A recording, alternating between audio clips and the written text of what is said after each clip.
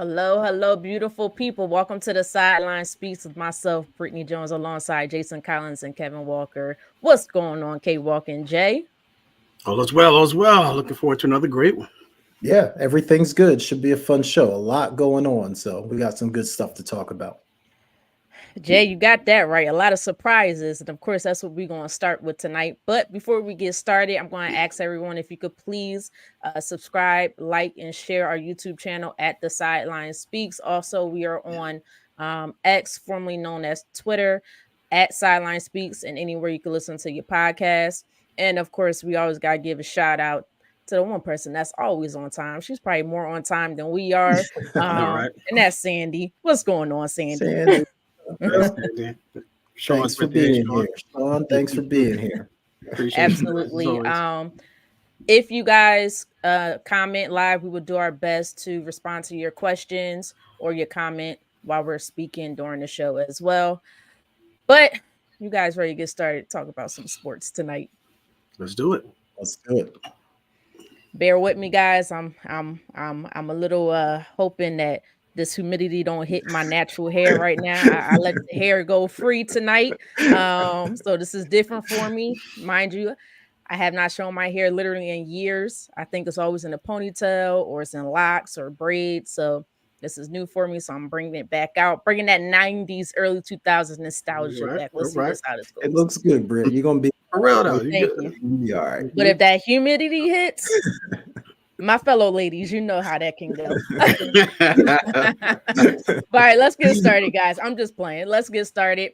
Again, like always, we always have a list of topics that we like to talk about, but normally during the football season, NBA season, baseball season, whatever season it is, it gets blown out the water. And today it got blown up just a little bit, so we got to switch gears here, and we got to talk about the surprising news today, and that is the New York Jets have fired their head coach Robert Saleh.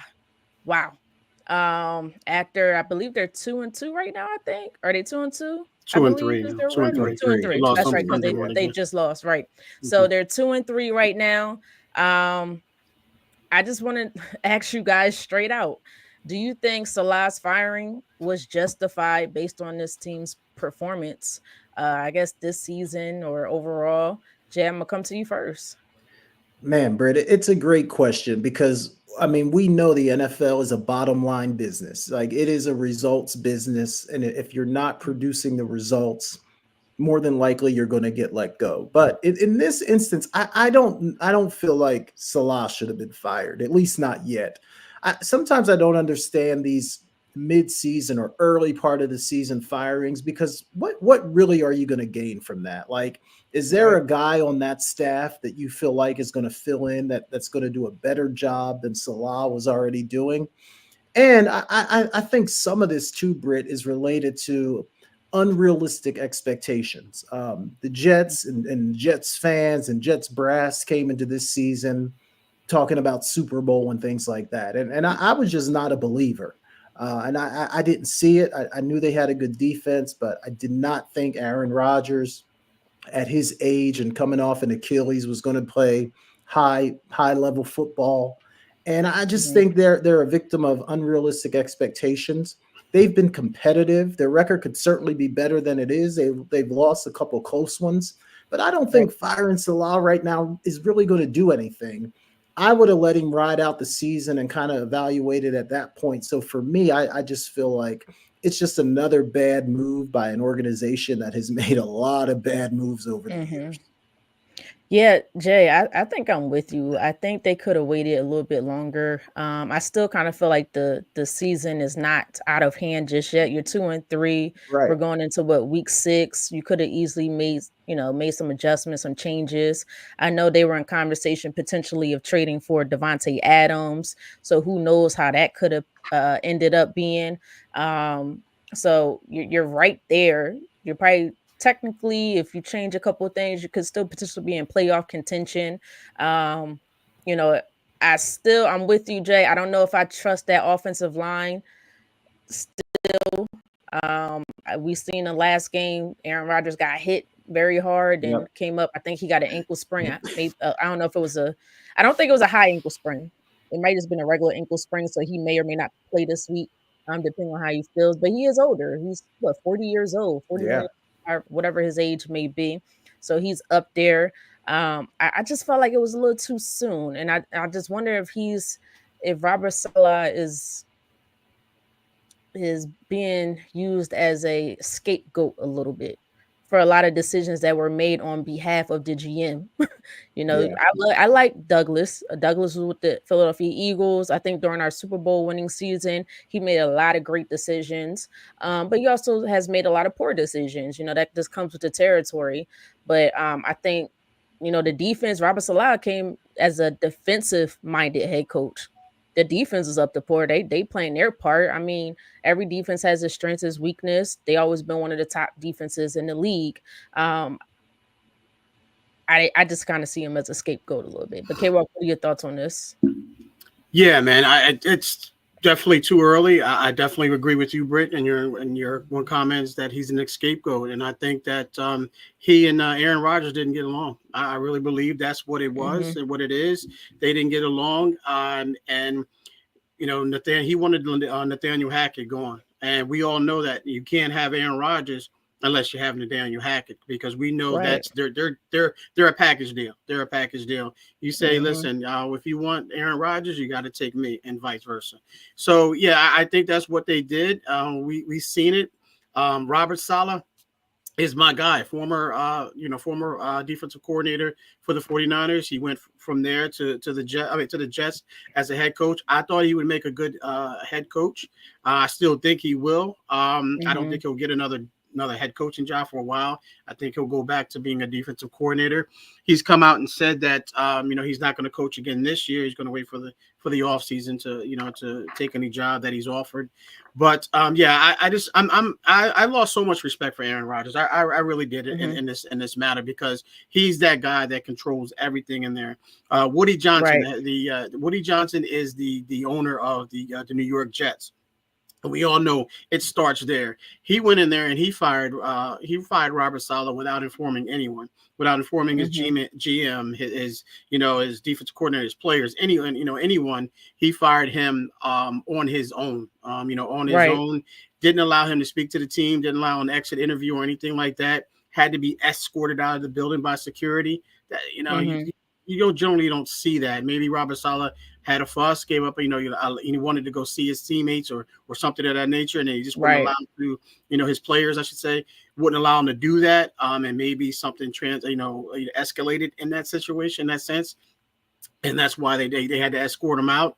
But yeah, Woody Johnson is the owner of this, and we've seen the Jets time and time again, whatever the case may be, whether it be on the field, performance, or off the field performance, or whether it be, in office or executive, they're always going to find a way to jet, in my opinion. And what I mean by that is they're always going to find a way to mess up, to drop the ball, if you will. I mean, there's so many different, puns you can use, to describe this situation. But Saleh is my guy, man, and I wish him nothing but the best of luck. If it wasn't for Nick Sorensen, as our defensive coordinator, I say that bring him in right now. But I like Nick Sorensen, so I mean he's a product of Robert Saleh. So I think he lands on his feet next season if he truly sticks to his guns and say I'm playing next season, or I'm coaching next season. I think he'll find a defensive coordinator position in a heartbeat. I think this is going to be a matter of his pick and his choosing, to be perfectly honest with you. But all this goes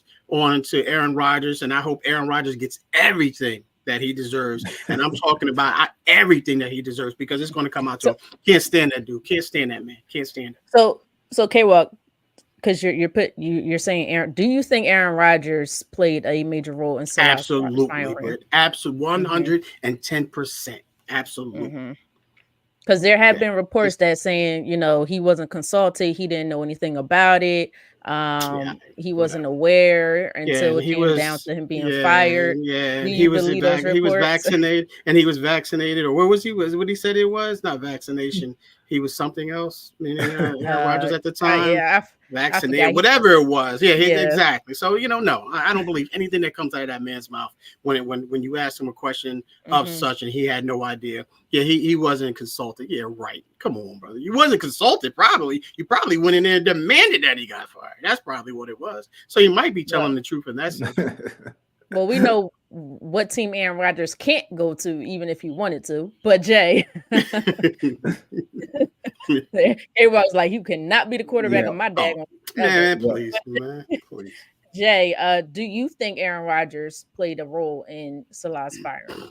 I absolutely, I do, Britt. I do, because I don't, and I don't know this to be true, but to me, it just looked like there was some tension between those two guys. Even a couple weeks ago, I don't know if you guys saw it, but after I think they won a game and Saleh was going in to hug Rodgers and he kind of pushed him off, and they both kind of brushed it off as, oh, it was nothing, but that just didn't look right to me. And then I think obviously when you're losing, everything is exasperated. So I just don't think they got along well. I do think he probably had something to do with it.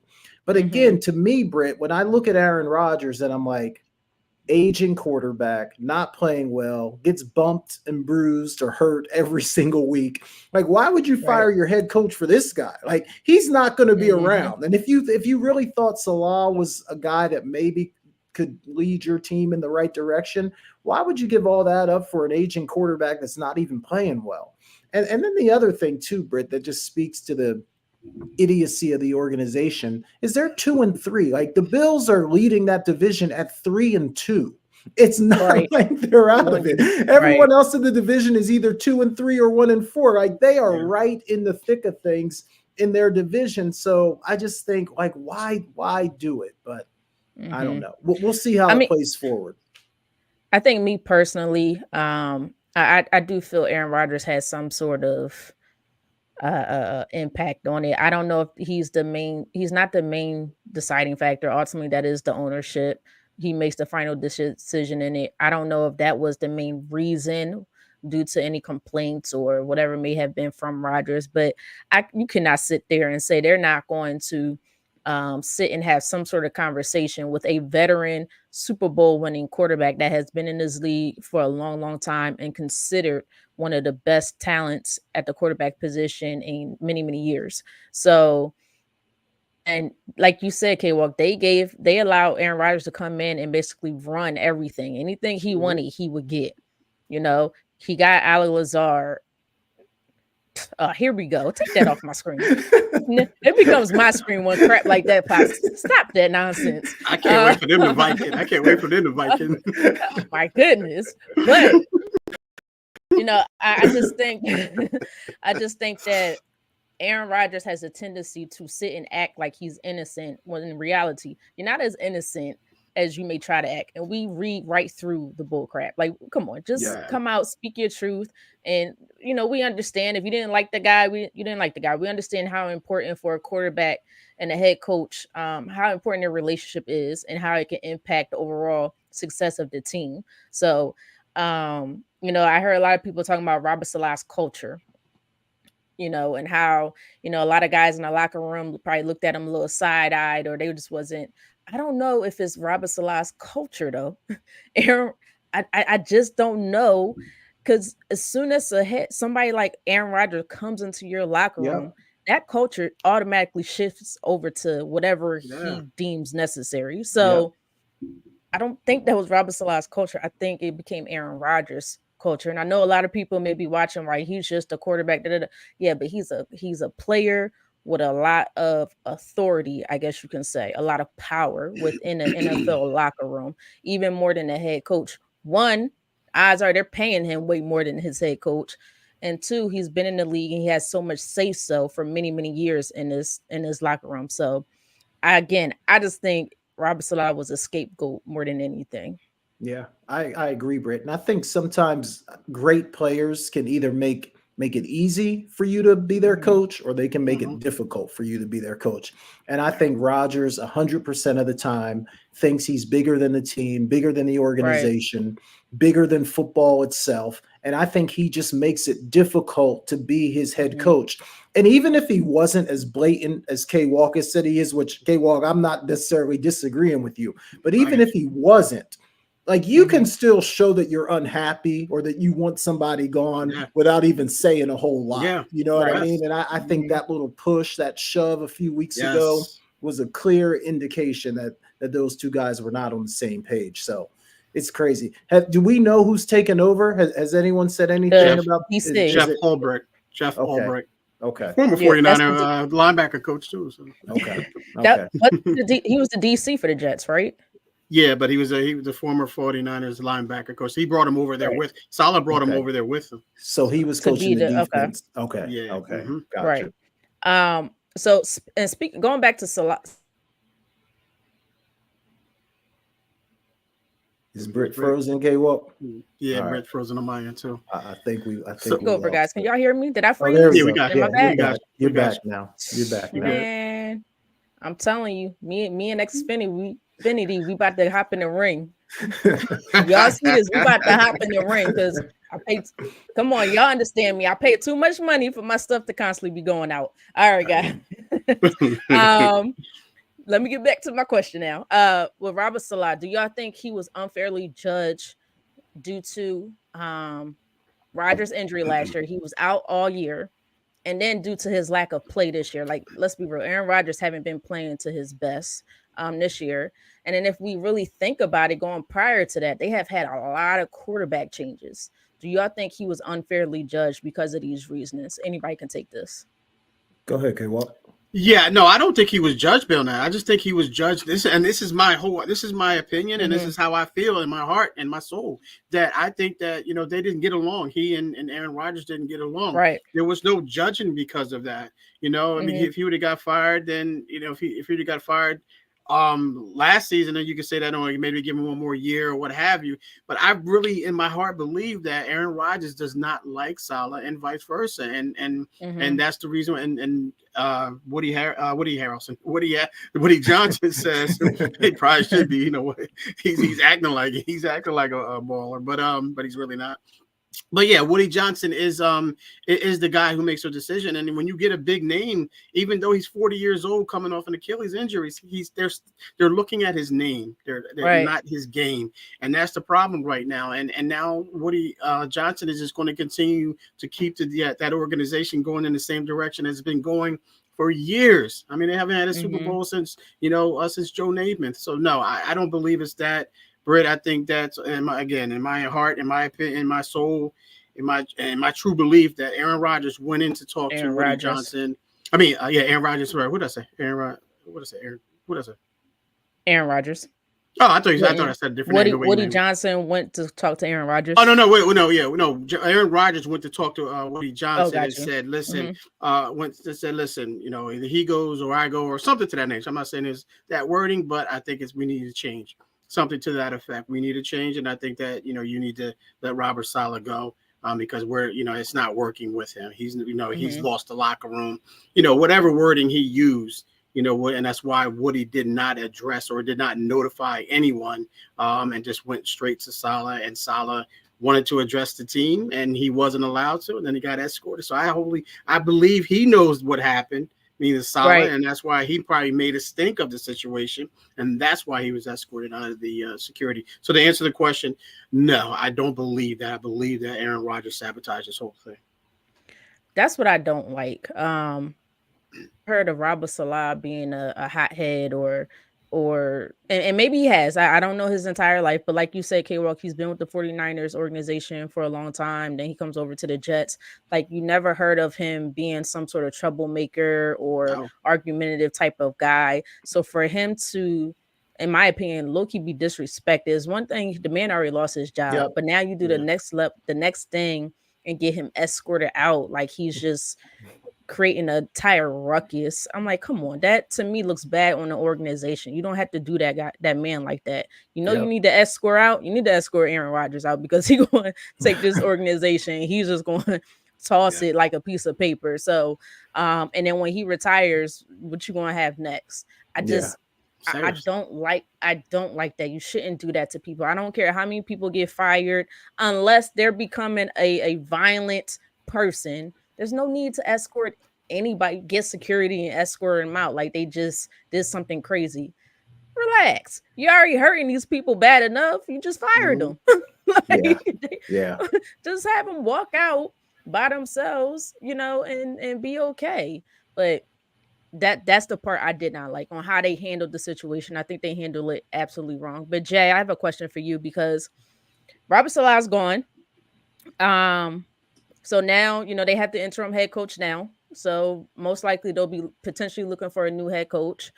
Do you think Rodgers will have an impact on the next or say so on the next head coach? Or do you think he'll be gone by then? Britt, I certainly hope not. I certainly hope not. I mean, how much longer do we really think he's going to play?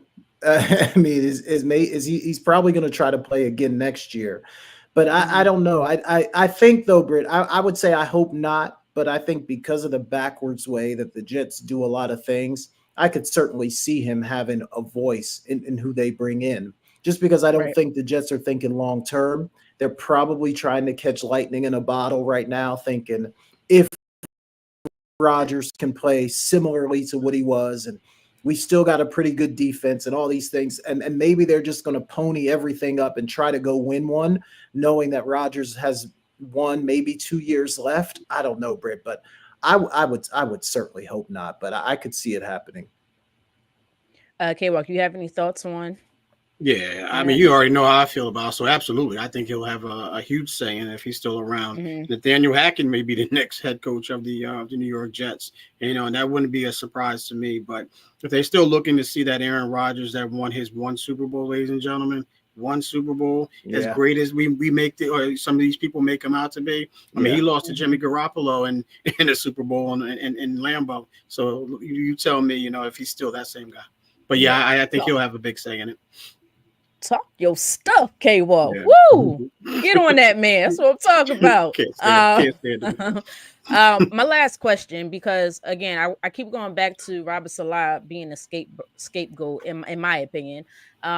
Is there anyone else in this organization outside of Aaron Rodgers to blame? Does Douglas get some of the blame? Does Nathaniel Hackett, who is the offensive coordinator, who calls the plays? Because remember, Robert Saleh is a defensive guy. He's a defensive-minded head coach. So usually they'll hire an offensive coordinator to control the offense.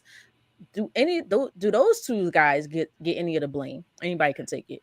Yeah, Britt. I mean, I certainly think there's plenty of blame to go around, right? So obviously, I think you start at the top with this organization. Then I think you got to look at GMs, right? They're the ones that construct the teams. They're the ones that put these teams together. And then, I think you do look at an offensive coordinator for a team that everyone feels like defensively is pretty good. They've been underwhelming from the offensive side of the ball. So I think there's plenty of blame to go around. But I mean, you guys know this is as good as anyone in the NFL.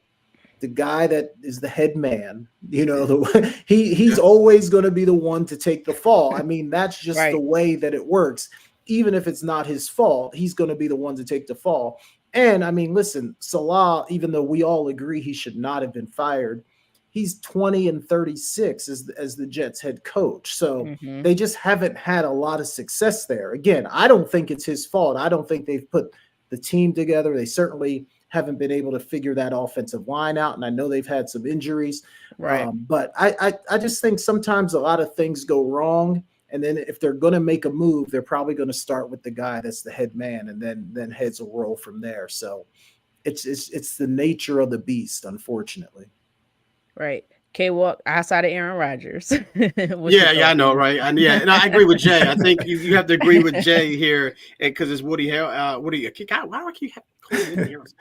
Johnson. He's the guy who ultimately makes the decisions. Now, if I'm the GM Douglas, and I have to feel a little bit disrespected as well, because he didn't even approach him about making this point. Yeah. You know what? So you got to ask yourself, Okay, so what do you, if you feel that way about Saleh, you feel that way about me? So Right. am I next? So am I next? Right. So that's, you got to ask yourself that question. So it's going to trickle down. It's definitely going to trickle down. And again, so I'll agree with Jay on this one. I won't put it in on Aaron Rodgers in this particular question. I'll put it strictly on Woody Johnson, without question, by making this particular move, especially in the fashion that he made it as well.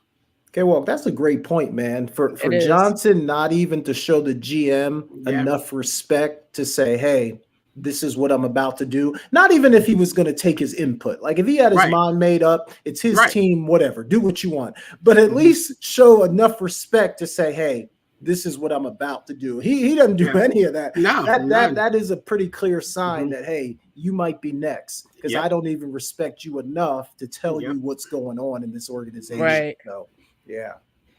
And Woody, that's your decision. You hired him. So I was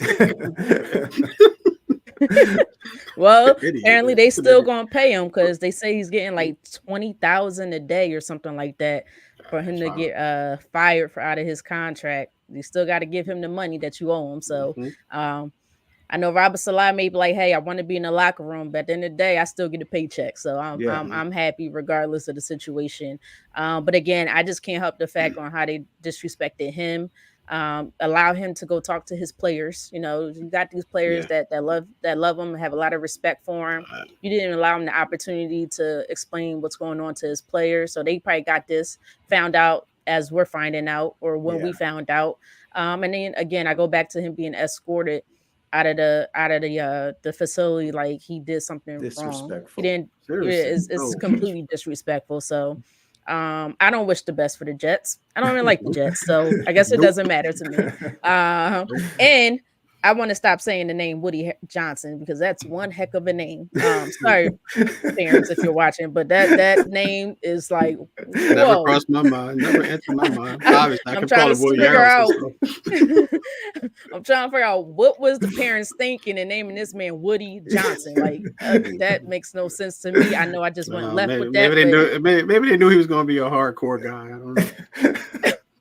Really, K-Walk? You just took that to I'm just saying. I don't know. I'm saying he's a head guy, so I mean, he's hardcore. That was a hardcore move. No, what you did there. All right, let's move on, guys. Because I got to get into NFL Week 5 recap. I'm gonna do things a little bit differently. Do we have to on this one?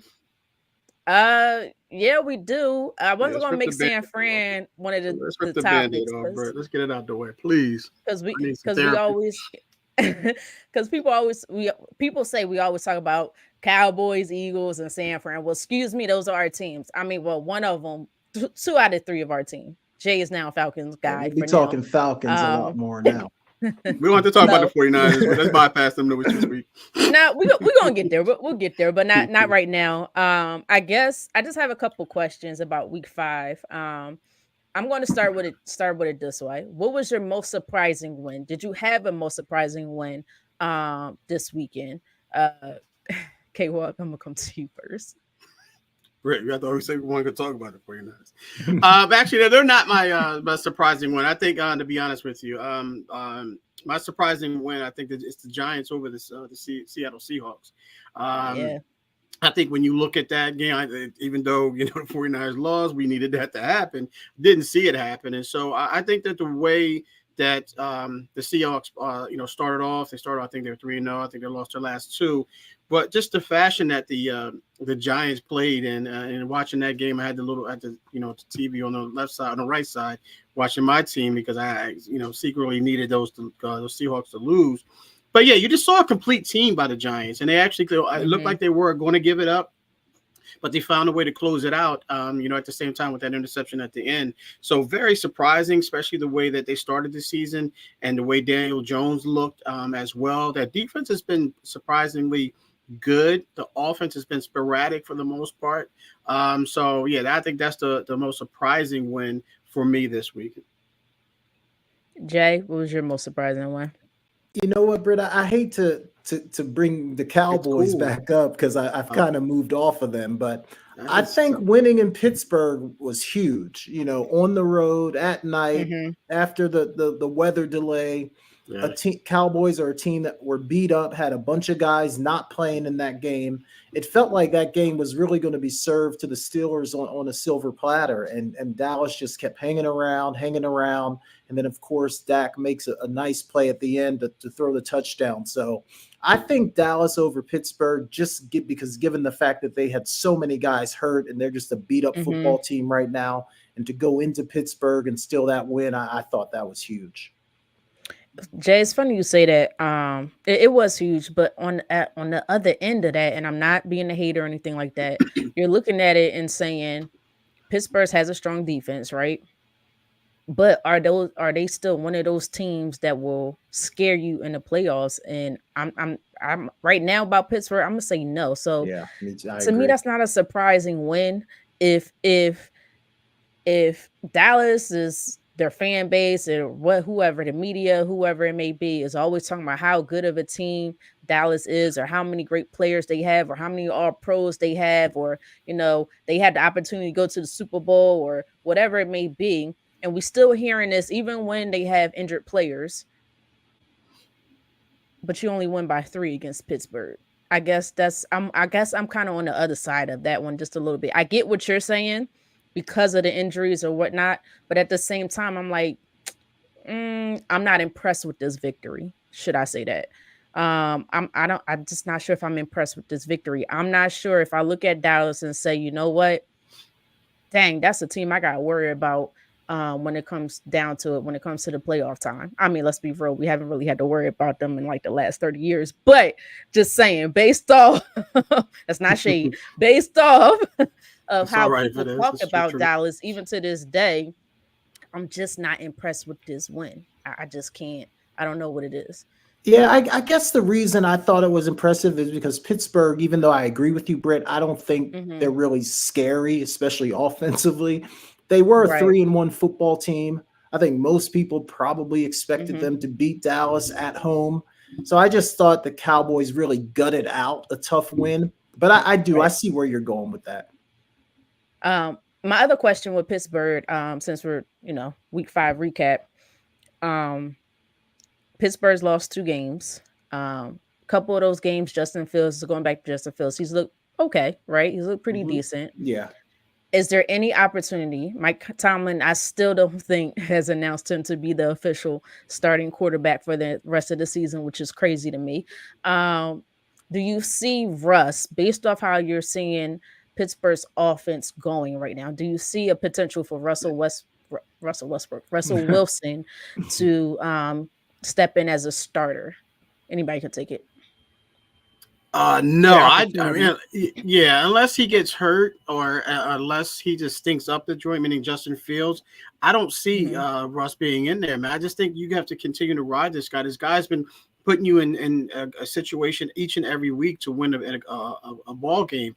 I mean, last what was it? Sunday night, they, it took them to come down. It took Cowboys to come down and win in the last 20 seconds. You can't put that on Justin Fields. Justin Fields put them in a situation to win that ball game. And as well as the other 4 or the other 3 as well. No, the 4, excuse me. The other 4 as well. So I don't think he's doing anything to lose his job in this situation. I mean, again, unless he just goes out there and throws, 3 picks and fumbles the ball or something like that, and you lose 2 in a row, then you may want to go to Russ. But I think you continue to ride Justin Fields until the wheels actually fall off of this thing. And I don't think they're getting squeaky. They're getting squeaky. Don't get me wrong. That game was a little bit squeaky, but I think they can put some oil on that, get that thing right, and regroup and get it back. And if he messes up next game, then you give him one more, and if he messes up in that game, then I think you go to Russ. But I think he has a long leash right now, to be perfectly honest with you. If I'm thinking if I'm looking at the situation like Mike Tomlin is looking at the situation, I don't think you want to just blow this thing up, just panic because of one loss in this situation, in my opinion. So Jay, I'm gonna come to you with this question. So, K-Walk, I know you say you don't think he's doing anything to lose his job, but Jay, do you think he's doing enough to keep his job? Because when I look at his games, they're not scoring any more than maybe 17, 20 points per game. And as the season goes along, the games are going to get a little bit tougher. You're going to have more power, more offensive powered teams, and you're going to have to score more points. Will Russ provide them a better opportunity by decision making, maybe in certain situations, to get this offense to score some more points? Yeah, it's a great question. While I don't really disagree with anything that K-Walk said, I can kind of see it from the other side because, number one, I feel like if Tomlin really was 100% behind Justin Fields, why hasn't he just come out and said, hey, this is our guy. We're going to go forward with him. Russ is going to be our backup. If something happens to Fields, we got an experienced backup ready to go. Like, to me, give me that. If I'm Justin Fields, give me that vote of confidence if you really believe in me. The second thing, Britt, is to your point. I agree. While he's played good enough, like I don't think he's been great or good enough to say, look, this job is mine. He was 15 for 27 for 131 yards on Sunday night. Right. Like that's not setting the world on fire by any stretch of the imagination. And then I think it goes back to expectations, right? Like Pittsburgh is not a team that's just hoping to be okay or, oh, if we squeak into the playoffs, everything. Like I think Pittsburgh has goals, like they want to win, right?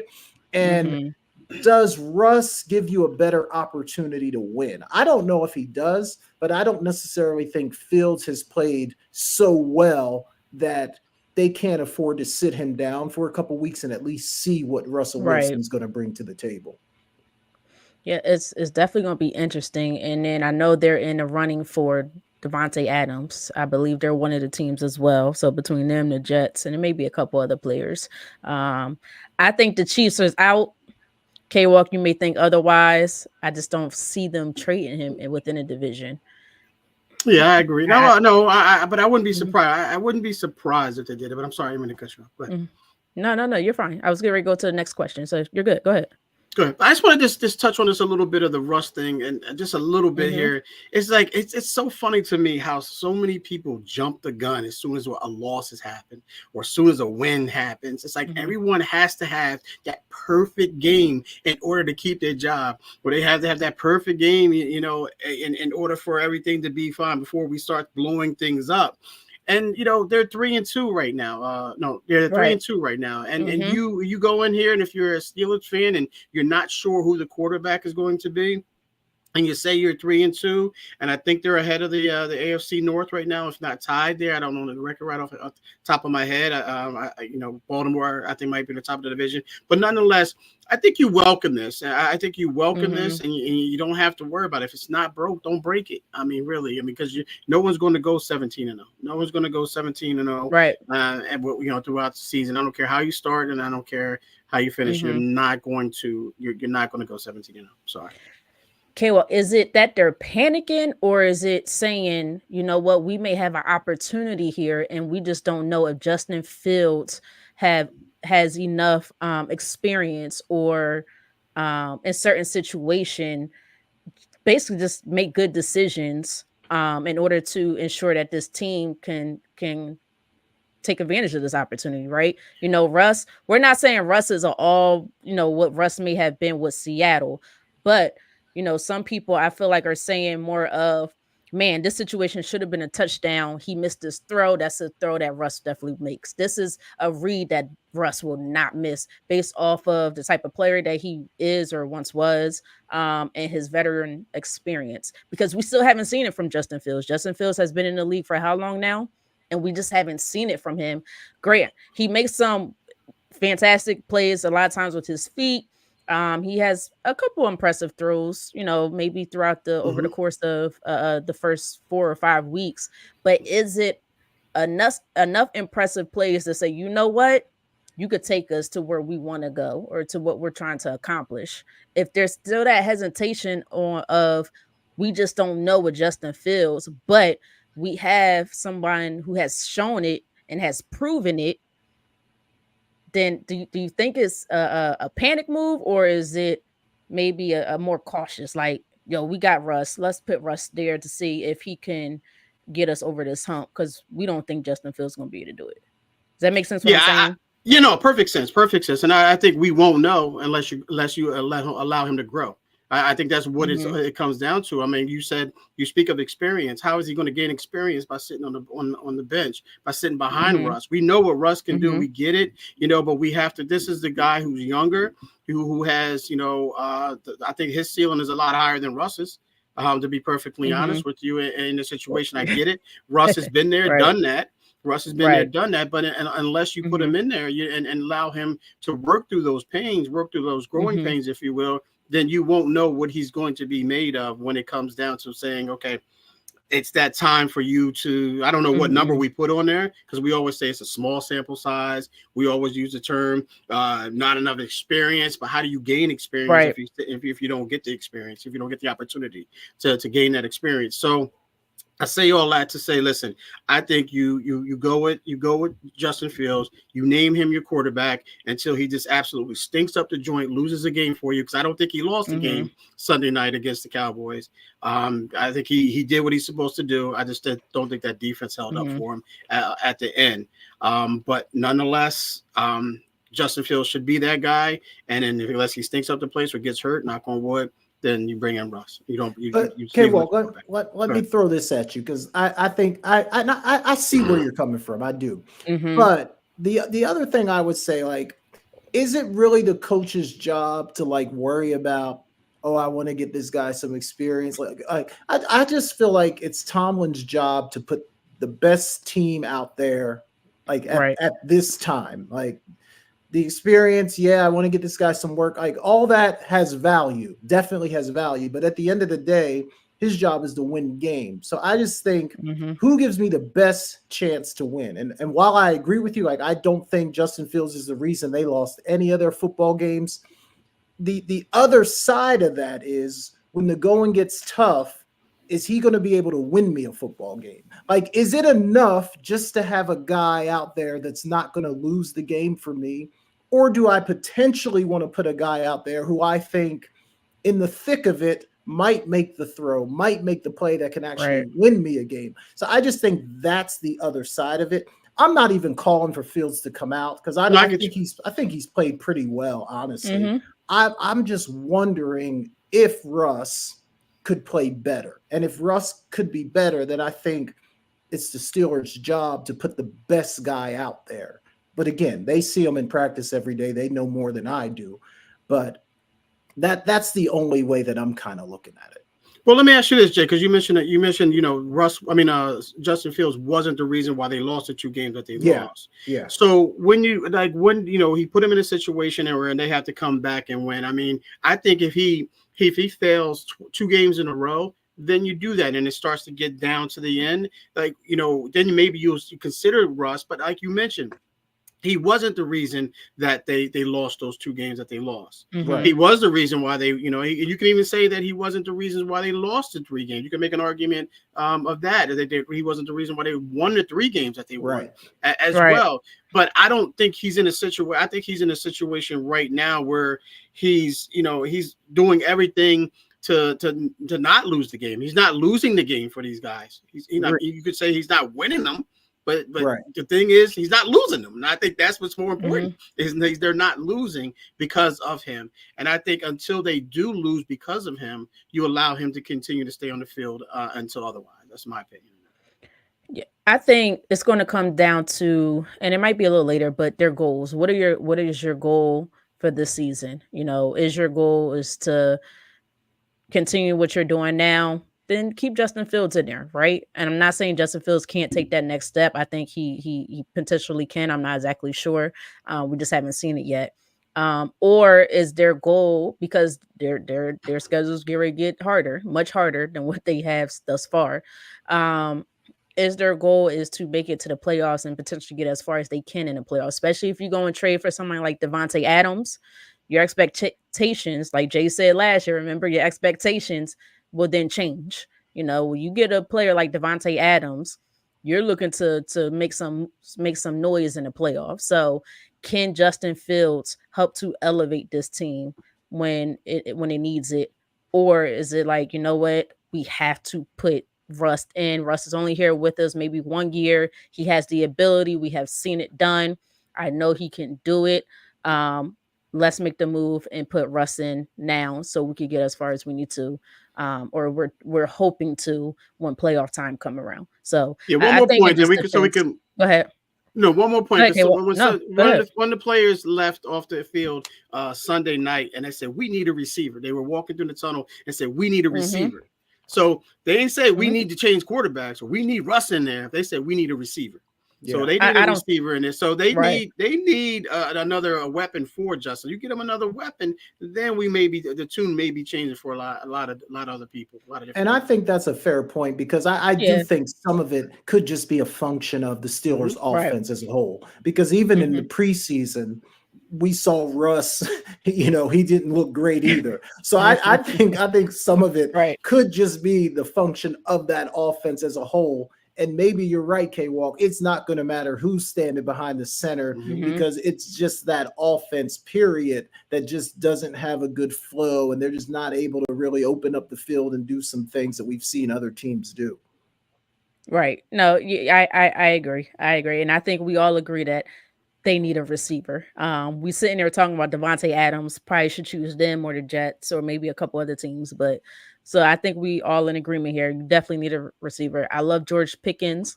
He irritates me at times because he'll drop a pass. I don't know if anybody noticed. He drops his drop passes, and I'm like, fix Mhm. your hands, man. That's what you get paid to do, to catch the ball. Catch the ball. That's the new one, Brett. I'm gonna write Um, down. Fix your hand. Oh, okay. I know that was. dang.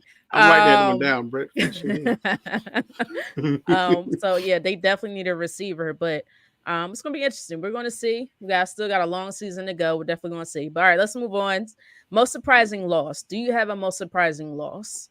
Jay, I'm gonna come to you first Oh, on I this was one. hoping you were going to go to K Walk first, so I could look at the scores real quick. I mean, I can Let me see. go to Let K me Walk. see. K Walk look ready. You Yeah, ready, yeah. K Walk? Walk Walk stays All right, ready. K Walk, Yeah. take it. Go ahead. Yeah, it's the team you see here, ladies and gentlemen. It's the most surprising loss to me. I mean, we go in here and you expect to win. The 49ers team. A lot of people say, well, they need McCaffrey. No, we don't need McCaffrey. Relax. Just relax on that. We need to change offensive coordinators. Now I'm here. We need to change coaches. But yeah, it's a surprising loss to me because it wasn't what the Arizona Cardinals did to us is what we didn't do for ourselves. Being up 10 points. Anytime that I see the 49ers up 10 points in the fourth quarter, game over. I want to turn it off because I already seen the movie, already seen the show. They're going to lose. They don't know how to protect the 10-point lead in the fourth quarter. Don't know what it is. I just don't know what it is. But they didn't score in the second half. Had nothing to do with the Cardinals. A lot of to do with just not executing. Just very surprising to me that they lose to a team like the Cardinals. They just have no idea, meaning the Cardinals, what they're doing. They're just throwing the ball up, the Tyler just running around the field, The just getting Tyler. open, just running. He's a Tyler to me. That's what he looks like. Little Tyler who steals somebody's phone, a little kid steals somebody's phone and trying to catch him. But nonetheless, they didn't score in the second half. And it's surprising to me. And Brock Purdy's been playing really good ball. I know it shows 2 interceptions on his stat sheet, but both of those passes were tipped and ultimately fell into the opposing defense's hands. But very surprising to me that they lost. Lost their kicker for at least 4 weeks right now. 49ers a snake bit, man. We got to find a way to right this ship, if you will. Got a tough one on Thursday, but this is the most surprising loss. Excuse me, without question. And if anybody says another team, unless they want to piggyback on mine, they're crazy. What? K-Walk, did you just lose your safety for a month? Was that true? Yeah, we lost Huff again for a month, strained ligament in his wrist. I mean, we Jeez. snake bit right now. I don't know what it is. I mean, we got our kicker going out of the game because he's tackling on a kickoff return. So it's a ship that we have to right. And the silver lining is we're playing for first place in the NFC West this Thursday. So we got an opportunity, to at least make the playoffs right now. If we can win the West, which is very favorable. Very easy, not easily you win, but it's winnable for the 49ers. But no excuses to be made. We just got to be next man up. Who's in your division? I know it's the Niners, Cardinals, Seahawks. We got Cardinals. Seahawks and the Rams. Yeah. That's what it is. Seahawks and Rams. Okay. Yeah. Jay, Your most surprising loss. Look, I Is tried it to the same? I tried to scroll through the games and find one that was more Mm-hmm. surprising, but there's None. not one there. It's None. absolutely the 49ers losing. Mhm. And the thing is, I was keeping an eye on this game, and then when they were up 10, I was like, okay, I was like, they're going to win this football game. I kind of stopped paying attention to it, start watching some of the WNBA playoffs, and then I see a score pop up 24-23. I couldn't believe it. So I agree with Kate Wall. This has to be the most surprising loss, especially because again, that word that keeps coming up tonight, Britt, expectations. Like this is a team, and Kay Right. Walk will tell you better than anyone that they're expecting to win the Super Bowl this year. Period. Mm-hmm. Now, look, we know they got a lot of guys hurt, but this No is the excuse. Right? NFL. No Kay Walk will be the excuse. first one to tell you that is not a Nah, Brett game. will be Brett will be the first person to tell you So that because of all injuries. yeah, They're they over got to there. figure it out, and they got to figure it out fast. But like you said, K Walk, they got a big one on Thursday night. If they can win that game and start to right the ship, but Mm-hmm. if they don't win on Thursday night, I mean, look out because then you're sitting at 2-4, and you got an uphill battle ahead of you. Yeah. I'm gonna go a different route with my most surprising loss because not necessarily surprising. It may be more how they lost. I'm gonna go with the Bills and the Texans. Texans are a fantastic team. It's not saying that they couldn't beat the Bills flat Yeah. out because I think they can. It's just that the Bills look bad this game, and I think they lost the last two straight their last two games. Right, they just lost two straight games, and all that excitement in the first three games that they played. The last two games, they just haven't looked up to par, and it's starting to look like Josh Allen is starting to go back to that hero ball. Yeah. And the one prime example during the game is I think they were they on the 1 yard line or within their 5 yard line, and you still the ball game was tied. You had time, and it's like you're just constantly trying to throw the long ball down the field, and you Hmm. didn't need to. You had timeouts. I believe they had timeouts. And correct me if I was wrong, but even if you didn't, you still had time to run down and clock it. So I just think the decision making, and you could see McDermott was very frustrated with that last series, and honestly, that cost them the game because the punter actually no, did it go into overtime? I can't even remember. Um, I think they won it in regulation, didn't they? yeah, I Regulation. I think Yeah. it think was Yeah. so. Yeah. Yeah. right, and it was because Josh Allen decided to toss the ball 30-40 yards down the field instead of just making the right decision. So Yeah. I think to me that's the most surprising loss because you could have had that game during the closing minutes or the closing seconds of that game, but your Hmm. bad decision making just came right back once again. During the first three games, we said, man, how great Josh Allen was playing, good decision making. He wasn't having to play hero ball. He was taking the check downs if he needed to take the check downs. He was accurate with his throws, and in this game just kind of just washed all of that away. So Yeah. I'm like, well, which Josh Allen are we going to really see as the season continues? And this is why we say don't get so excited during the first 4 to 5 weeks of the season, because during that second half of the season, you'll start to see what teams are really about. And hopefully this is just a 2 game hiccup for the Bills, but they continue to play like this, they're in trouble because teams will catch up. They will catch up to you eventually. Yeah. Yeah. Great point there, but great point. And I think that it seems like right now he doesn't have confidence in the receiver core that he did Mhm. earlier in the season in the first couple of games of the season.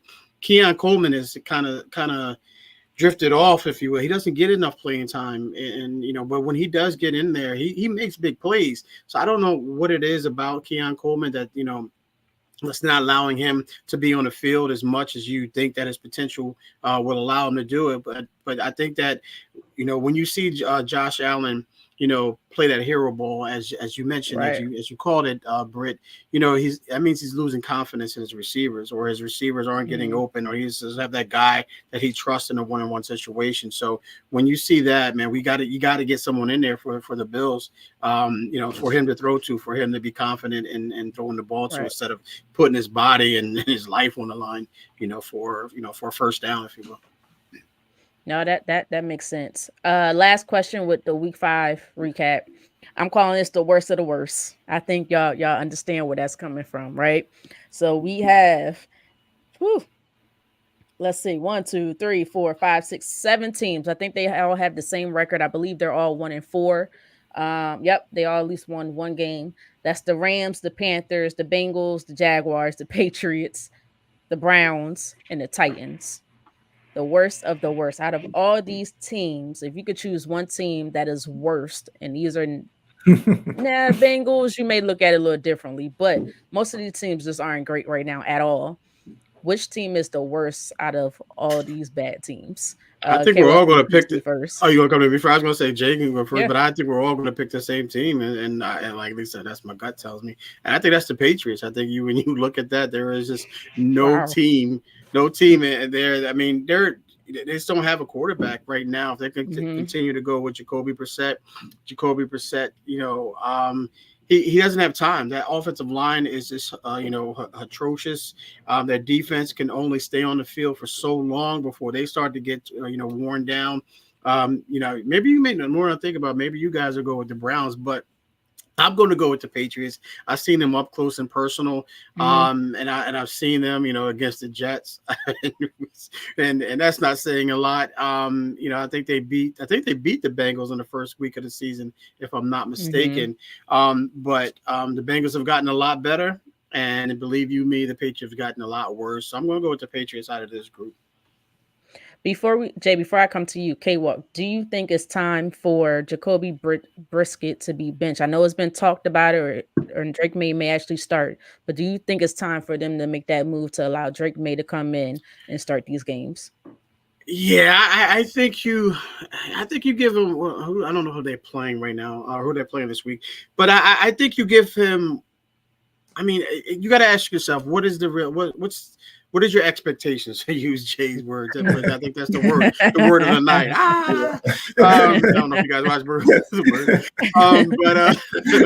I think that if your expectations are really about winning, then I think you make that move to you keep Jacoby Brissett and allow Drake May to come in. If it's not, and he is your future, meaning Drake May, then you throw him. You not only say throw him in, and then you put him in there and allow him, to grow, to gain that experience that we talked about earlier.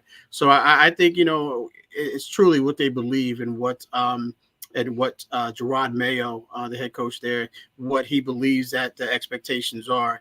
So if they think that they can win, and you keep Brissett in there because he has the experience, he's been played a lot behind a lot of quality quarterbacks and a lot of quality teams. Keep him in there. If not, let Drake May grow and get that experience.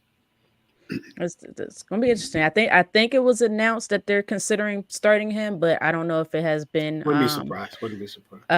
Right, made a final decision. I don't know. It could be out right now. I just haven't checked and looked, guys. But Jay, out of these, what did I say? 6 teams, I believe. 7 teams. Was it 7? 1, 2, 3, 4, 5, yeah, 5, 6, 7. Jay, who do you think is the worst of the worst? Yeah, but I gotta go Carolina Panthers. We've just kind of seen the dysfunction in that organization this year. Obviously, moving off of Bryce Young after just a few games, and the reason why I'm going with them is because when you look at some of the scores of their losses, 47-10, 26-3. They lost this weekend 36-10. Like, they haven't been competitive in a lot of these football games. So for me, that's why I'm going to go Panthers, just because they're losing a lot of football games and they're losing very ugly.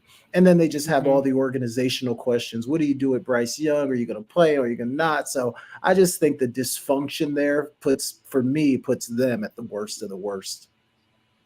Yeah, I think I think I'm with you, Jay. I think I'm gonna go with the Panthers as well. It looked like they were getting some hope when they put Andy Dalton in there and they won that one game. Yeah. But then you went up against the Bears this past weekend and just looked horrible all over again. So, yeah, I don't know. To me, if you look like that, you might as well put Bryce Young back in there. He might as well just be your starter. Like K-Walk said with Justin Fields, allow him to get the experience, allow him to really learn the game. I don't see what was the point of that switch. You put Andy Dalton in there and hope that you're able to do something. Yeah. Oh, keep him healthy, in other words. Yeah. Make Andy Dalton a crash test dummy, if you will. So that's very much so a possibility. That is very much so a possibility. But I would prefer, if you're going to keep I know you got the one young receiver, Leggett, I believe, who I do think is talented. Allow Bryce Young to build that chemistry or that, Yeah, right. with him for the future. You probably should get rid of Miles Sanders. I don't think you need Miles Sanders anymore. Not because he lacks skill. He's older. Allow him to go to a team where he has A lot of a miles on chance. Sanders. Right. Allow miles on miles. A lot of But miles we'll on see miles. what happens there. But I agree with Jay. I think the Panthers are the worst of the worst. Nobody picked the Browns after That's why I Deshaun thought you Watson guys. quit. Yeah, they're bad too. They're bad too. You Yeah. still think they have a chance if he decides to get some confidence and change his attitude? I don't see it, Britt. I don't see Yeah. it. He Yeah, just but looks go so ahead. out of sorts right now. Yeah. He just looks Mhm. so bad right now. And again, I know K Walk made the point last night too that it's not all on him, right? It's never all on the quarterback. Right. But man, it looks bad right now, Britt. I don't know. Like, I think he's just dealing with a lot. And when you have such like a public fall from grace, because it's not like Deshaun Watson was just like another run-of-the-mill guy in the Right. NFL. His reputation was outstanding. Like, he was known Right. here in Georgia as a guy that was involved in the church and the community and all kinds of things. Mhm. And then when you have like such a public fall from grace, I just think that's hard to come back from. So I he's mean, dealing with a lot. I don't know, Britt. I don't know if he ever gets he back to was what he just was. he was just thinking with the wrong Woody Johnson. So I'm just I'm just kidding, y'all. All right, let me proceed. I'm just kidding. That's Britt saying that, not us guys. That's her saying that. No, I'm not going to speak too much on it because the way my team's playing and that's who they play next. If the Eagles lose to the Browns, then I'm just going to shut myself down from this show, period. And it's very much so a possibility of how they've been playing lately. So I'm not going to say too much crazy stuff this week, but no, yeah, I don't know. Yes, you could have a fall from grace. You can have that fall, but it's up to him to turn it around. Yeah. It's up to you to make up for that, to redeem yourself. It's called redemption for a reason. Granted, I don't agree with none of the things that he did. I'm still not sure what the heck he did, right? Like, I know what he did, guys, but I'm just saying. Gotcha. And he's not innocent in this at all. But that doesn't mean you don't get a second chance, right? At life or whatever it might be. Whatever. But again, that's up to him. He turns his story around. Nobody else. I can't do it. His parents can't do it. Nobody knows he can't do it. He has to change his story. So ultimately, that falls on Deshaun Watson. But how do you guys feel about how he walked out of that huddle? Because it literally looked like he gave up. He did give up. Yeah, I just think that he hit his breaking point, Britt. I think he knows what's going on with that organization and that team. And I always say he doesn't have the best two offensive tackles, or his best two offensive tackles. They're their best two offensive tackles in there, and they're just not able to to protect him in that sense. And I think that one particular penalty, what I got from that is a guy that hit his breaking point, and he knew that he's playing for a team that's not playing with him. Yeah, if you know what I mean. He's playing for a team that's not playing for him. And it's hard for that guy because we mentioned everything that's going on off the field. Then he's got to deal with the contract. Jay, you mentioned that last night, how much that guaranteed money he has there. He has to live up to that again, expectation. That expectation again, and it's puts so much on you, especially being a quarterback in the NFL. It's this already that much pressure be put on you, and then you got to deal with stuff off the field as well. So when you deal with that, and you're looking at around in a team, and you're looking at in the face of these guys, and you look at them, and that they're not playing for you, they're not protecting you. He said, I'm not going back out there if these guys are going to have these 300-pound dudes just pound on me. I'm not doing that. It's called self-preservation. I mean, it's understandable. And I just think that he hit his breaking point, and rightfully so, and understandably so. Maybe he has to go seek some, therapy. I don't know. But the fact of the matter is, everyone has their breaking point, man. And I think that Deshaun hit his on Sunday. Well, to me, he should have been hit his breaking point. Well, it's hard But to say again, that, but because he wants to fight through that, and it's just a and man who I loves the know. game, and he wants to. And I you mentioned look. the second chance. He wants to prove Mhm. himself that he's not the guy that everyone's pounding on him. He wants to show that I'm a different guy. I'm not that guy. That's why I changed. Change environments, change atmospheres. I'm here now, and trying to show that I'm not the same guy I was in Houston. I know you guys gave me this money because you believed in me. Now all of a sudden you Right. stop believing in me. Yeah, I did get hurt, but that it was rightfully so. I had to get surgery Mm-hmm. and all that. So I'm protecting DY because DY is my guy, man. I'm a DY guy, and just like I feel like Aaron Rodgers, I feel the total opposite about DY because that's my guy. I ride or die for DY all day long. Look, I'm gonna sit and say it's up to him to change it. Quitting doesn't you don't change that story by quitting. Brett, you're gonna go out there I understand. I understand Brett, you I got ain't doing breaking it. points. I'm not doing it. But Brett, you're gonna go out there and he has not to change how his team, how his so-called brothers look at him. He has to change that. How? Nobody What does he have to do, Brett? What can he got to figure it do? out. That's not up for me to figure out. You got to figure that out. Quitting on him ain't gonna do it. He hasn't done it already. My thing is, what makes you think he hasn't done it already? What makes you think that he has? Because he's out there balling when no one's protecting him. He getting paid for that. All right, then. He's going out there and doing. He's earning his contract. He's doing what he's supposed to be doing. There's a lot of more people does he have to do?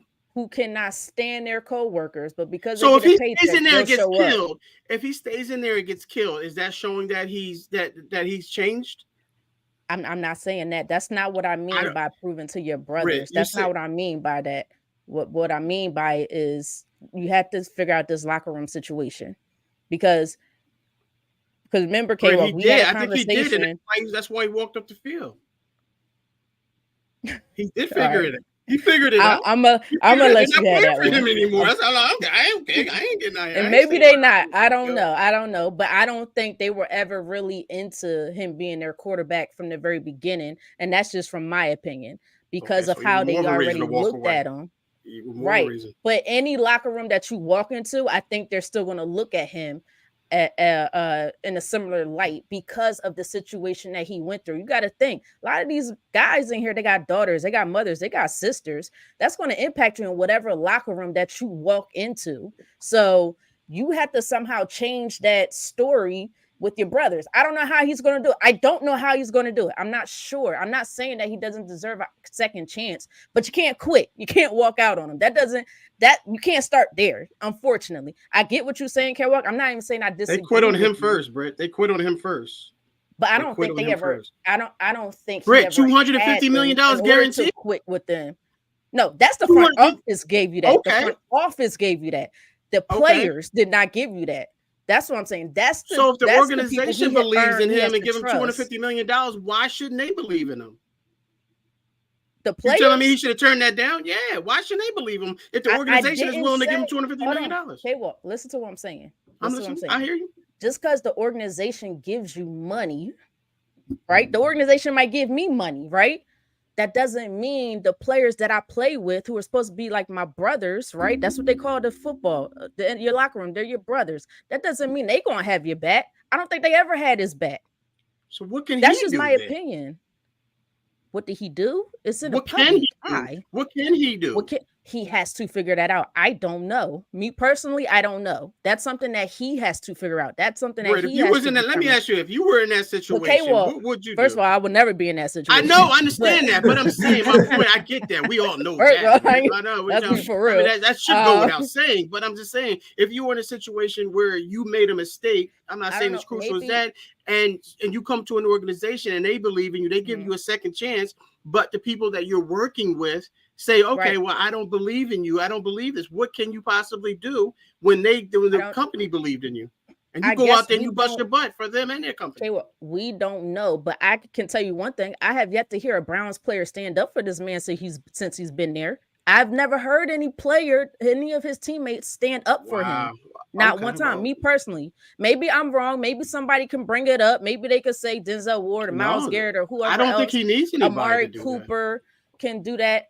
I've never heard anybody stand up for him. So if you never had that being said, Brett, so why? Then, So if no one's standing up for him, and you're saying, I don't know if you're saying it's okay or not for them not to stand up with him. So why are you against him quitting and walking off if he knows they don't have his because back? because he created it. I can't. Oh my not God, saying but he he's in a created anything. not there though. But not there. Listen to what I'm saying.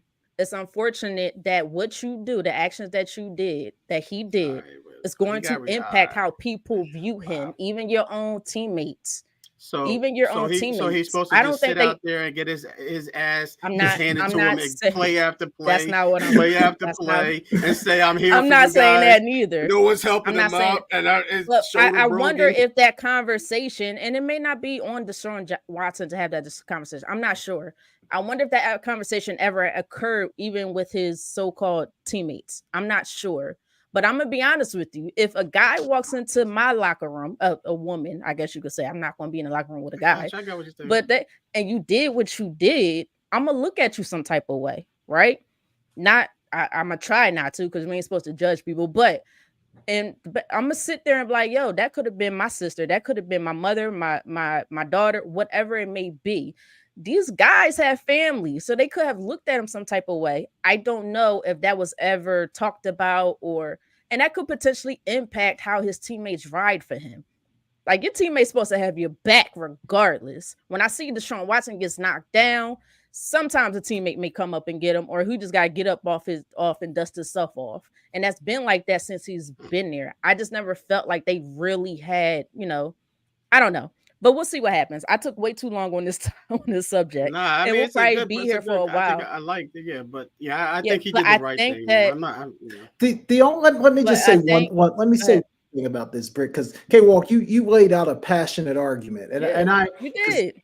Trust me, I didn't see that side of it at all before we came on the show. But I do understand where you're coming from. But the only thing I'll say, K-Walk, and you know this because you've been in locker rooms, like there's always a few guys in the locker room. I'm sure you can think back to your teams and you just look at a dude and you're like, I don't mess with that dude. Like I don't mess with that. Like there's always a few, and maybe that's who he is in Cleveland. But here's the only thing I'll say about walking off, and I'm still not exactly sure what even happened in that situation. I don't know if he quit, if he didn't. Like I still don't know what happened. But if he did just walk off, I just don't think that's the answer, because number one, at the end of the day, like whether you like it or not, whether your teammates like you or not, whether you're taking a beating or not, like whatever the case may be, football is the ultimate tighten up your chin strap and keep playing kind of game. Like there just isn't any quitting in football. And for him to walk off, if that's what happened, it just goes against everything that the culture of football actually is. Like there's just no quitting. Like it's always get back up, buckle up your chin strap and do it again. So that's what surprised me about the whole situation, is that you just don't ever see it in a sport that is all about just being tough. So that's just what surprised me about it. But K-Walk, I didn't think about all the things that you were saying before. I definitely see where you're coming from, but at the end of the day, it's his job to be the quarterback of the Cleveland Browns, and he's being paid extremely well to do it. So even on a bad day at the office, you don't just get to walk out. That's all I would say about this. He has PTO. He can take a PTO. He can take a PTO. He can take a half day. Half day. Not feeling too well. I'm having a headache. I got a headache right now. I'm gonna take the rest of the day. I had some more topics, guys, but I'm way past my time. Unless my bad. That's my Jay. I don't know. I know Jay. Your schedule was tight today. If you want to keep rolling, go ahead, and then we'll see where the clock's at, or not. I mean, I don't want to put you. You do whatever you want to do. All right, cool. Where was I at? So I have a Tom Brady video I wanted to play. It is old. I'm not gonna lie to you guys. It is old, and I brought it back up for a reason, because we're 5 weeks into the season, and there have been a lot of questions pertaining to this new NFL, especially with this season. I think due to the 2 high safeties, how these quarterbacks are playing, how the offense looks on almost every team. A lot of the offenses look on a lot of these teams. And then a lot of situation with the head coaches. So I'm going to bring it back. It's about a year old, so bear with me, guys. But I want you guys to relate it to this season. Give me one second. I got to find the daggone file here. I think this is it here. I do believe it's coming up now. I think there's a lot of mediocrity in today's NFL. Yeah. I don't see the excellence that I saw in the past. The coaching isn't as good as it was. I don't think the development of young players is as good as it was. The rules have allowed a lot of bad habits to get into the actual performance of the game. Mm-hmm. So I just think the product, in my opinion, is less than what it's been. I look at a lot of players like Ray Lewis and Rodney Harrison and Ronnie Lott and guys that impacted the game in a certain way. And every hit they would have made would have been a penalty. You hear coaches complaining about their own player being tackled and not necessarily, why don't they talk to their player about how to protect himself? We used to work on the fundamentals of those things all the time. Now they're trying to be regulated all the time. Offensive players need to protect themselves. It's not up to the defensive player to protect the offensive player. A defensive player needs to protect himself. I didn't throw the ball to certain areas because I was afraid players were going to get knocked out. Mm-hmm. That's the reality. Wow. I didn't throw it to the middle when I played Ray Lewis because you knock him out of the game and I couldn't afford to lose a good player. So that's what he had to say. I don't know if you guys remember that or not. And I brought it up because I'm hearing a lot of it's on this player, it's on that player, it's on this player. And it is, players have to take accountability. And maybe because I see a lot of it with the Eagles as well, amongst other teams. But one thing that caught my attention pertaining to the season was the mediocrity and the coaching. Do you think what Tom Brady says is relevant? Well, do you think what he says applies to, I guess the current NFL? And do you agree? Jay, I'm gonna come to you first. So I don't necessarily disagree, but I think the one thing that Brady might be forgetting is even back in those Ronnie Lott days and Lawrence Taylor and Ray Lewis, there was still a lot of mediocre other players in the league. There were still coaches getting fired every year because they were mediocre coaches. So I think it's easy to go and just cherry pick a few great players from every era and say, oh, this is how it was back when I was doing it. But I just don't necessarily think it's really the case. I think there's always been some great players. There's always been some mediocrity. There's always been great coaches and coaches that had no business being on the sideline. And I think that's still probably the case now. So while I understand like maybe the perspective that he's coming from, I'm not sure like that he's really totally looking at the situation for what it really is, because I think the game has always been that way. Like there's always been great teams and bad teams. So I kind of disagree with him there. And then just that little part that he was talking about, like with player safety and protecting yourself and all that. Again, I get it. But I do think that Brady, like if you go back and watch an NFL game from 15, 20 years ago and watch it now, like it looks like you're watching it on like a different speed. The guys are just bigger, they're faster, they're stronger. And I'm totally fine with some minor rule changes to protect guys because the collisions are just worse and everybody out there is running fast. So I don't necessarily disagree with it, Britt, because I do understand the point that he's trying to make, but I don't know that he's really looking at it for everything that it actually is. Jay, do you think the coaching aspect of it has significantly declined in years past? I don't. And I know that might be something that people would say, but if you look at the way the game has evolved, like, are you telling me it was great coaching when they were just turning around and in an I formation and handed the ball off every play and like two receivers were going out in a route? Like, was that great coaching? So, and now we got 4 and 5 wides and we're doing all different. So I don't know. Now, Britt, I do agree with his point maybe about fundamentals, because I do think in coaching the fundamentals, guys don't tackle as well as they used to and things like that. So I agree with him if he's talking fundamentally, maybe coaches don't teach the way that they used to. Yeah, I will give him that. But in terms of the creativity and ingenuity, I think football is being played at a much higher level now than it ever was. Yeah, I think for me, I agree with the fundamentals aspect of it. When I look at a lot of players, that tackling is a big one for me. I can't stand it. Why are you going low, leading in with your shoulder, not wrapping up, and knowing he could just take his legs and jump past you, or whatever, juke you, whatever it might be. All because you just didn't want to wrap up. Wrap up. Use your arms. You got arms for a reason. Wrap around his body and take him down. So I can't stand that. You just try to run into a player and hope that he falls down. Jay, you just said these guys are too fast, too strong for that. That's becomes easy now. And then other things, from the quarterback perspective, watching film study.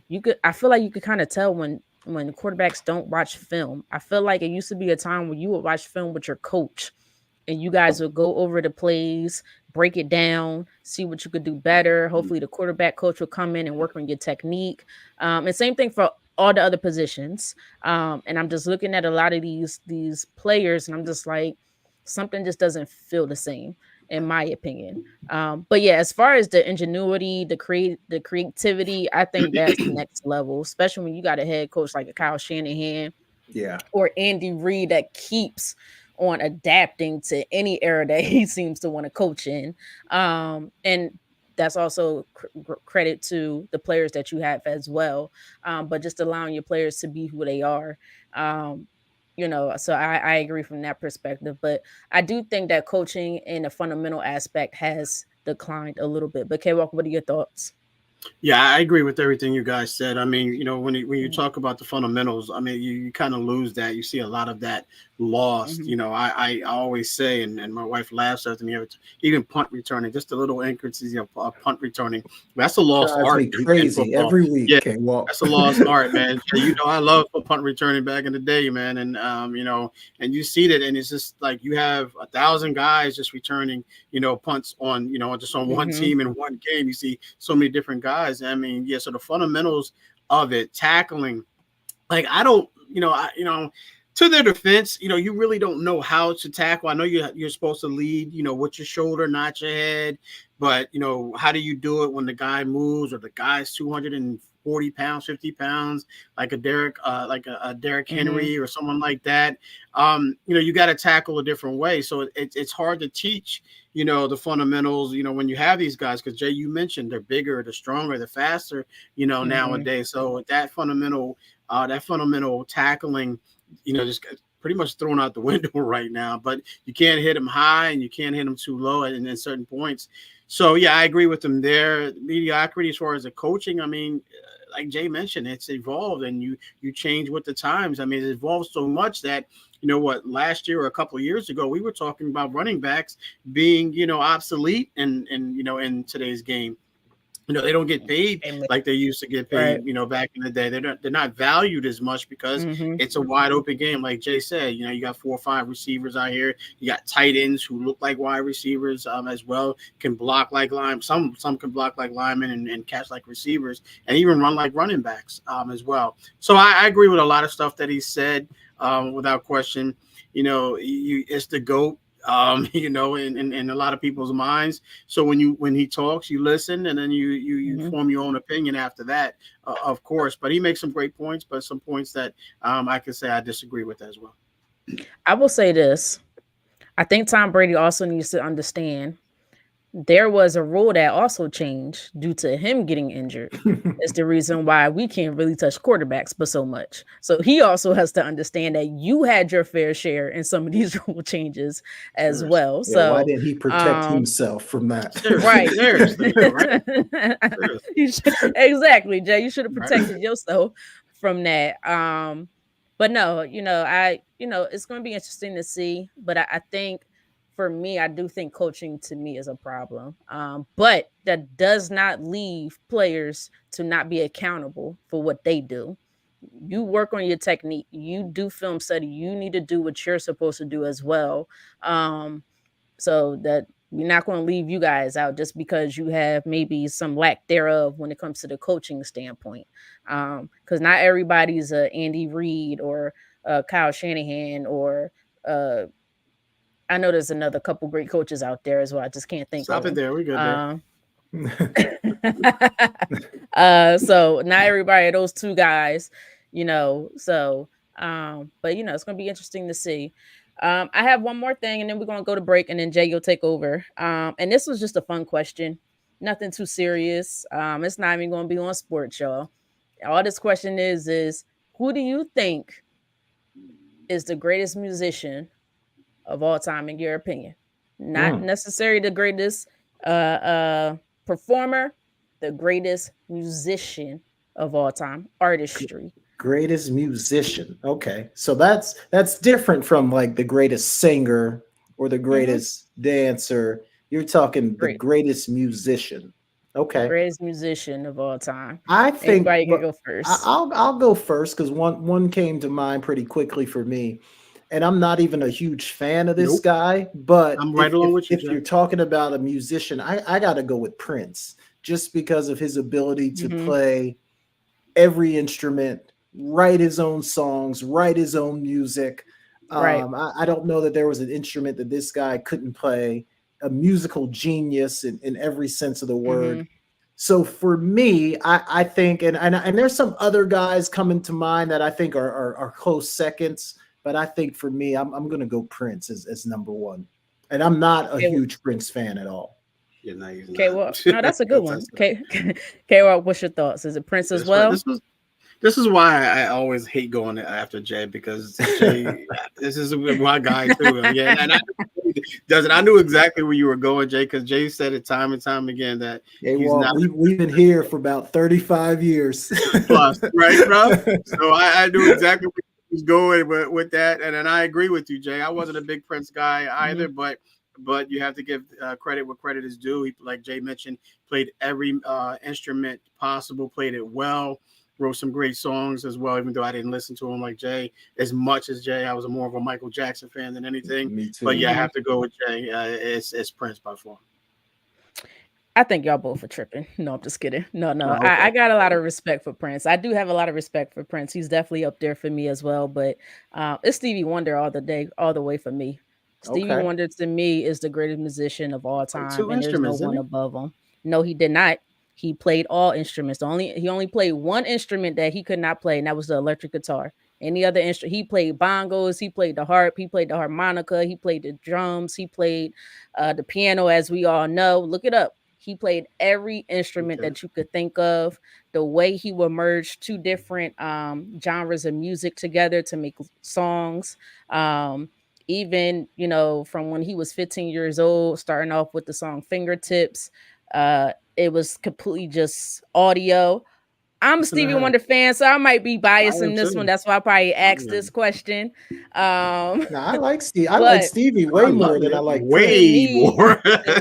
Exactly my point. So I didn't know he played that many instruments, though. You got I know Stevie Wonder like the back of my hand. But what motivated you to do this question?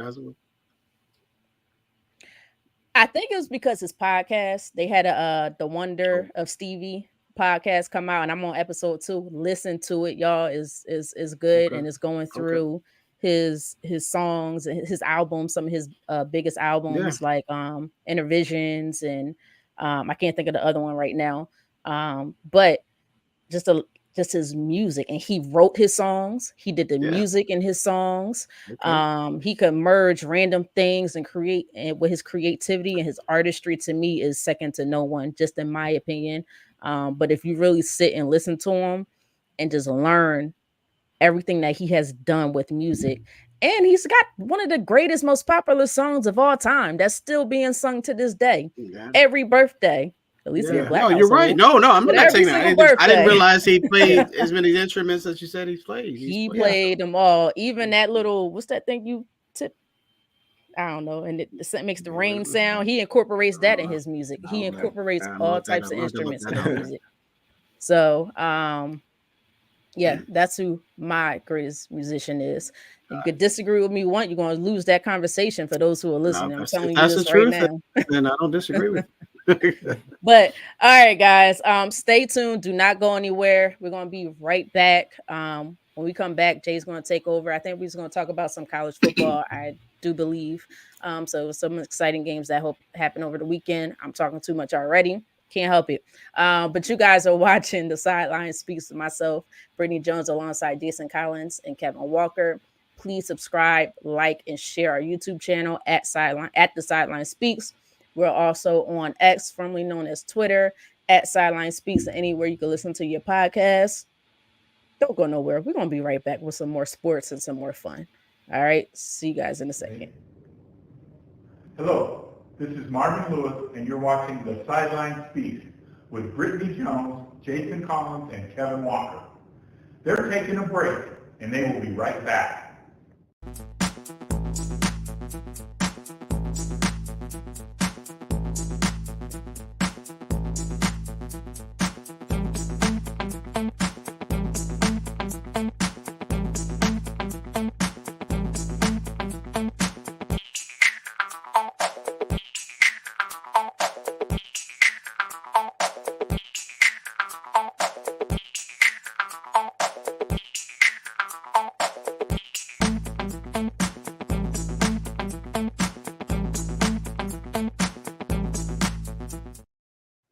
Welcome back to The Sideline Speaks. Brittany Jones, Kevin Walker, and Jason Collins.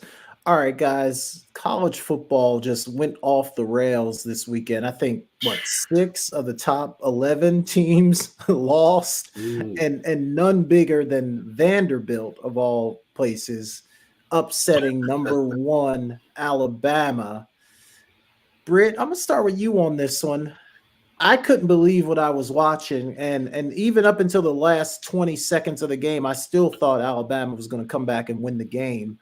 But every time Alabama made a play, Vanderbilt found a way to make one more, and they end up getting out of there with a win. And they put 40 points on an Alabama defense, which that's pretty telling. But Britt, what are your thoughts on Vanderbilt taking down Alabama? I'm be honest with you guys, I didn't watch the game.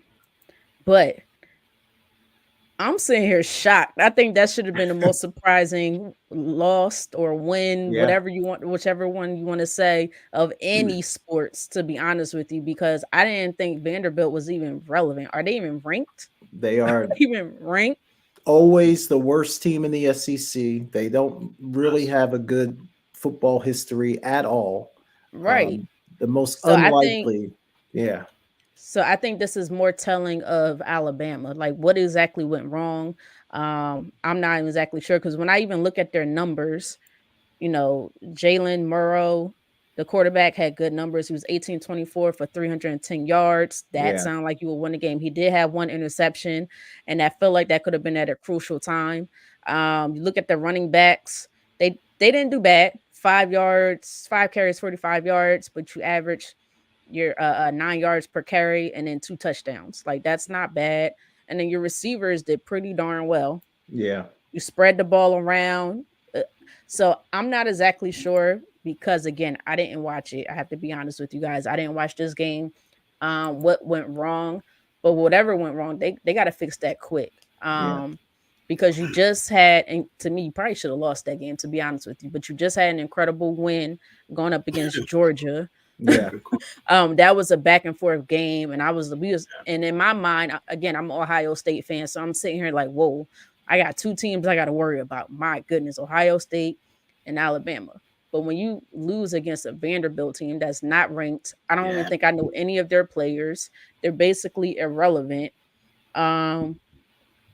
That to me speaks so much volumes to that coaching staff and those players. And where do you want to go where do you want to be when the playoffs come around?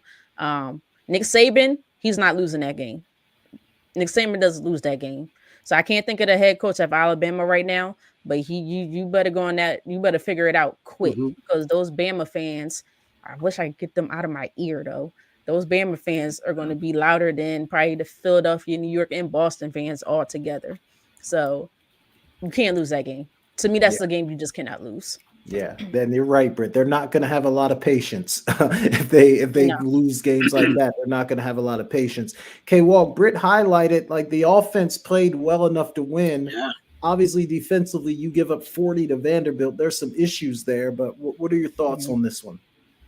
Yeah, Jay, you got to ask yourself what happened there. I mean, we were watching this game, or what? I didn't have it on because it was Alabama Vanderbilt, so there's no reason for me Right. to put it on my TV. So I'm looking at it.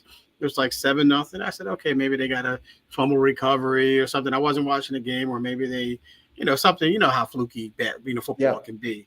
So then I went down and it came back. I'm still watching whatever game I was watching, and the bottom line says 13-0. 13-0. Okay, this is not a fluke right now. This is something that Vandy's dealing with. But then again, it went on, and as we know, football. Generally with these games, you kind of you're the number one team in the country, and everyone's gonna come firing at you, and you're gonna kind of let down a little bit. But the whole time, guys, they didn't let down, meaning Vanderbilt. They came with that offense, and they couldn't stop Alabama, but Alabama couldn't stop them either. So you look at this and you ask yourself, Kalen DeBoer, who's the head coach now, he was the head coach of Washington last year, who was in the national championship. So you got to look at him like, okay, all right, this is not cool. Maybe it's okay to lose to, an Ole Miss. We were just in a dogfight, like Britt mentioned, and with Georgia, that's acceptable. Even if you lost that game, we can deal with that. But Vanderbilt and putting up as many points as they did, that's an immediate seat warmer, if you will. Immediate seat warmer, if you will. So yeah, very, very surprising there. And for them to close it out in the fashion that they did, Jay and ladies and gentlemen, definitely a shocker. So, Kalen DeBoer, you gotta get it right this week, buddy, for sure. Yeah. There were two things to me. Oh, go ahead, Britt. Go ahead. No, go ahead, Jay. I'll wait till you're done. Okay, I was just going to say there were two things to me that kind of stood out about the game, like Alabama. Number one, I always wondered, like, what would the Nick Saban effect be? Like, obviously, most people think this is the greatest coach ever in college football. So when he's no longer there, like, if he was everything that everyone says he was, there has to be some level of drop off. Even if it's just down to the smallest details. What do they not have now that they had under Nick Saban? Because I agree, Britt, I don't think Saban loses that game. But then the other thing was, again, at the end of that game, and Britt, I know you didn't see it, but K-Walk, I don't know if you noticed, number 13, I think it's Malachi Moore. He was losing his mind on the field in the game. He was throwing his mouthpiece. He slammed the quarterback's head into the turf. Then the referee stepped the ball, and he kicked the ball and got a penalty. And Kalen DeBoer left him in the game. He did not get him off the field. And I was just thinking to myself, if Nick Saban was standing on that sideline, not only would he have had the kid off the field, I don't even think the kid would have ever even behaved that way, period. Yeah. No. Just because of the culture and the way that Saban ran his program. So to me, losing to Vanderbilt, it's embarrassing. It's awful. It's a terrible loss. But I'm just wondering if the bigger question is, do they have a bit of a discipline culture problem? And it does not look like to me that Kalen DeBoer has this team under control. So I think that's going to be kind of the thing to pay attention to. Jay, you know the age-old saying, either you coach it or you condone it. Yep. Which one is it? It's either one or the other. So you got to ask yourself that question. Yeah, and to just let that go, I was shocked by that. But go ahead, Britt. No, I all I'm going to say is, it's embarrassing when you have Vanderbilt, who won, and their fans tore down the goalposts and carried it down Main Street, carry it through town like they just won a daggone national championship or Super Bowl. Now that's embarrassing because that was their Super Bowl. That was their national championship. Let me keep the college. That was their national championship right there. Absolutely. That is extremely embarrassing. And maybe that was the loss that this head coach needs to make changes, that the players needed to make changes, because a lot of times when you're winning, you don't fix anything. You don't fix your culture. You don't fix a lot of the issues or the weaknesses that's going on in your locker room or on the field. So maybe this is the loss that they needed. But boy, this is one embarrassing loss. And this is not the National Football League where, any given Sunday, anybody can win. This is college. Right. You are the much better program, the much better team. And you're supposed to put full force on their let me make sure I say this properly. It might come out to be a pause moment. Not a pause for me, but pause for we you haven't guys. had that. We haven't had that at all nightly. You're supposed to put I don't know. You're supposed to run right through them. Basically, what I'm trying to say. Like you're supposed to. This is not working, but you know what I'm trying to say. This is not working. I'm catching myself all wrong here, but you're supposed to knock them down. Is that cool? Okay, knock them down. So, I'm trying to keep it clean, y'all. It's not coming. This is why you can't talk to adults. Adults understand too many things. Yeah, but I get your point, Britt, for sure. But all right, I don't want to spend too much time talking about rankings because sometimes it just drives me crazy. But K-Walk, Alabama dropped down to number 7. Yeah. You feel like that's about right? Too high? Too low? Where are you at with that? After that loss, they should be low. Yeah, Jay. They dropped down 6 spots. I think they're too high, Jay. I think they're too high because you got some teams out there. You got an Iowa State team who's undefeated. You got a Tennessee team who lost a close one. Yeah, I mean, I think they should have at least dropped out of the top 10 to losing to Vanderbilt, in my opinion. I really think they should have. And they could have, like Britt mentioned, they could have easily lost to Georgia as well. But Georgia's, thright now, I think they're in the top 5 right now. So, again, as I mentioned earlier, if they would have lost that game, then you wouldn't have put too much on it.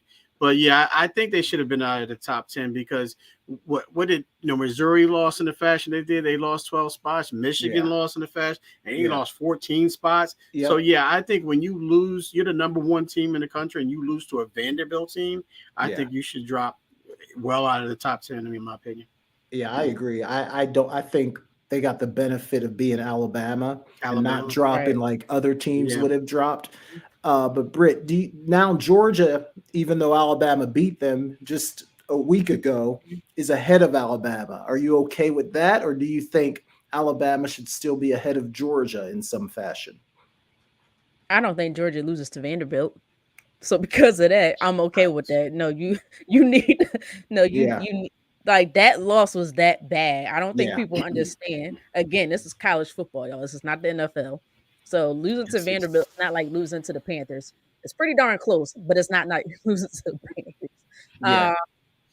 So, yeah, I think Georgia definitely needs to be ahead of Alabama.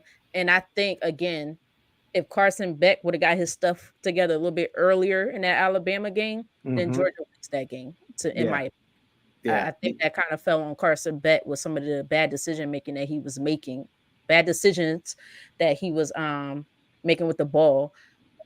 That's what really caused him to lose that game, in my opinion. But he got it together in the second half. So yeah, and I think that win is the only. That's not one of them.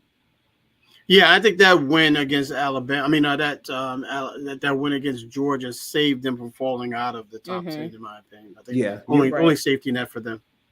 Yeah, you're probably right for sure, and I agree. Like, if you're comparing losses, Georgia can say, well, we lost to Alabama. Yeah, exactly. We lost to Vandy. So, yeah, I mean, Georgia has the better loss. Even though I hate when people say that, Georgia does have the better loss in that situation. All right, let's talk about Coach Prime, guys. His 4-1 Colorado Buffaloes have a big one on Saturday night. Yeah. I think this game doesn't kick off till like 10:15 Eastern time. So it's going to be a late one on Saturday, but they're going up against, I think, number 23, maybe Kansas State. This is going to be a big game in conference. I think. Would you say, Britt? 18. I think they're 18. They're tied with three. They're tied with two other teams. Okay. Wow. Okay. So this is a huge one for Coach Prime and the boys. Britt, how you see this thing playing out? Do you think Colorado can get it done?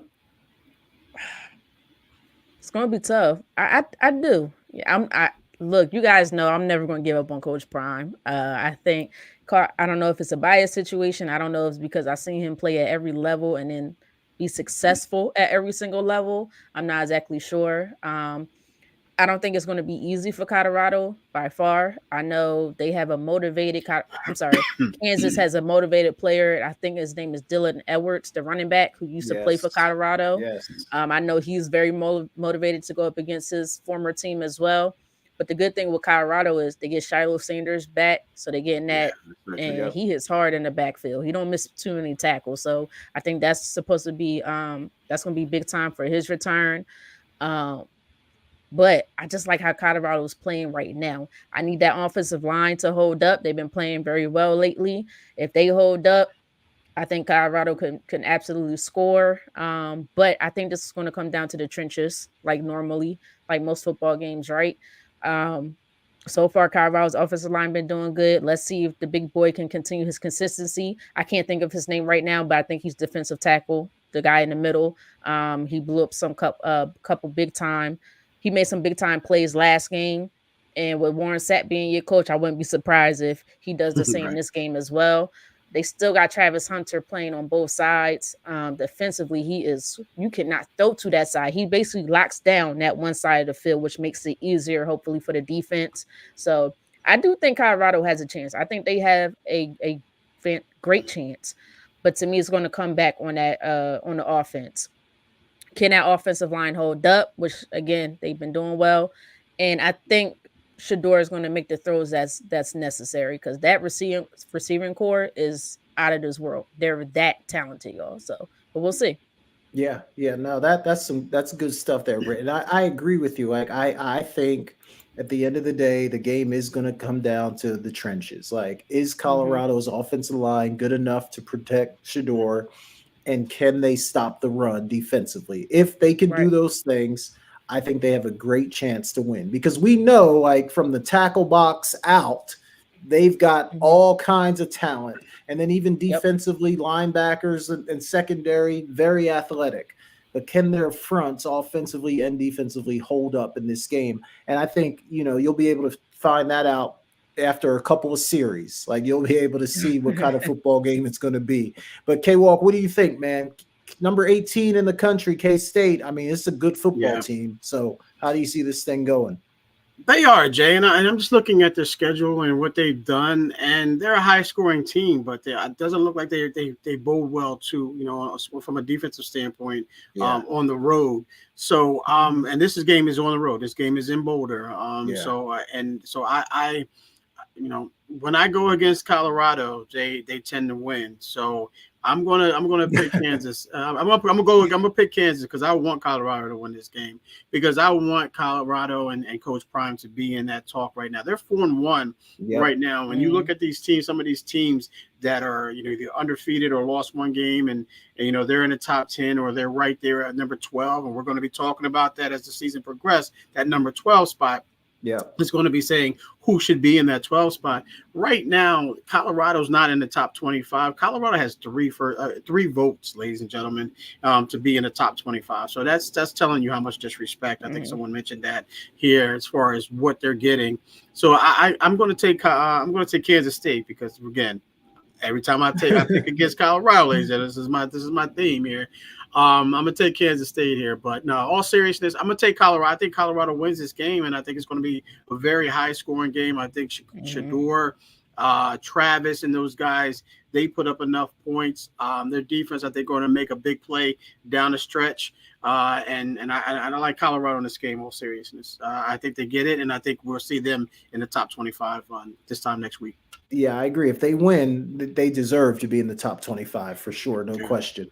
If you like college football, this is a great weekend for you. Yeah. We got Texas, Oklahoma, Penn State, USC, Ohio State, Oregon. Crazy. Coach Prime and the boys against K-State. There are some great games this weekend. So if you love college football, it's a great weekend to just stay at home all day Saturday and watch games. I will say one thing, because we was talking about the rankings. I have one issue with the rankings. What you got, bro? I just don't like that my Ohio State, I believe, is second behind Texas. They need to flip that, and then I'm cool. I can't argue against that. They have looked like the best, most consistent team in college football. And I think if or when they beat Oregon this weekend on the road, I do think that they will probably move up to that number one spot. Be a dandy. But I can't believe that. Go ahead, Brett. Sorry. It better not be a if. It better be they won. Yeah, I think they will. I think they get it done. I think they get it done. I think they get it done. But I looked up the other day and I saw they were promoting the Red River rivalry already. Yep. I try to say that 3 times fast. 185. And I kept already? Really? Like, good gracious, the season is moving fast. But yeah, that's feels early. I know, like you wait all year for the season, and I think what are we in, like week 6 already, or something like it goes by fast, man. Week 6, or so week 7 for some. Yeah. Way too fast. Question to you guys about college football. I'm looking at the rankings, and they won last year. What happened with Michigan? I mean, I'm happy regardless of the fact. But what's going on with Michigan? This is what I think, and I may be a little biased since they've beaten us the last few years. But number one, obviously they lost their coach, and they lost a bunch of other coaches on the staff that went to the NFL with Harbaugh. So I think that hurt. They lost a bunch of players to the NFL. Running back, quarterback, So they're just not as good. But the other thing, and I'm going to say it, because Michigan under Harbaugh was playing like 500 football until they start cheating and videotaping everybody's sidelines and stuff like that. Then nobody can beat them. And now they're not cheating anymore, Britt, and they're back to just being an average football team. Right. And I know that's a very biased. Jay, you're not petty, then. Jay, you're not petty like that. But I'm going to say it. I'm going to say it, K-Walk. They're not cheating. Well, Jay. Well, Jay, I'm with you, and you call me petty or not, but I agree. It was real funny how they was cheating, and all of a sudden they win a national championship, and I feel like they haven't won in so long. Y'all know that age was saying. Huh? Right? I knew you were going there. It was real interesting. And you going, then they, it's okay. They're good. You know, you get some penalties, but you could still play. Yada yada yada. Oh, you won a national championship. You still had those tapes. What did the great Ric Flair say? Win if you can, lose if you must, but always cheat.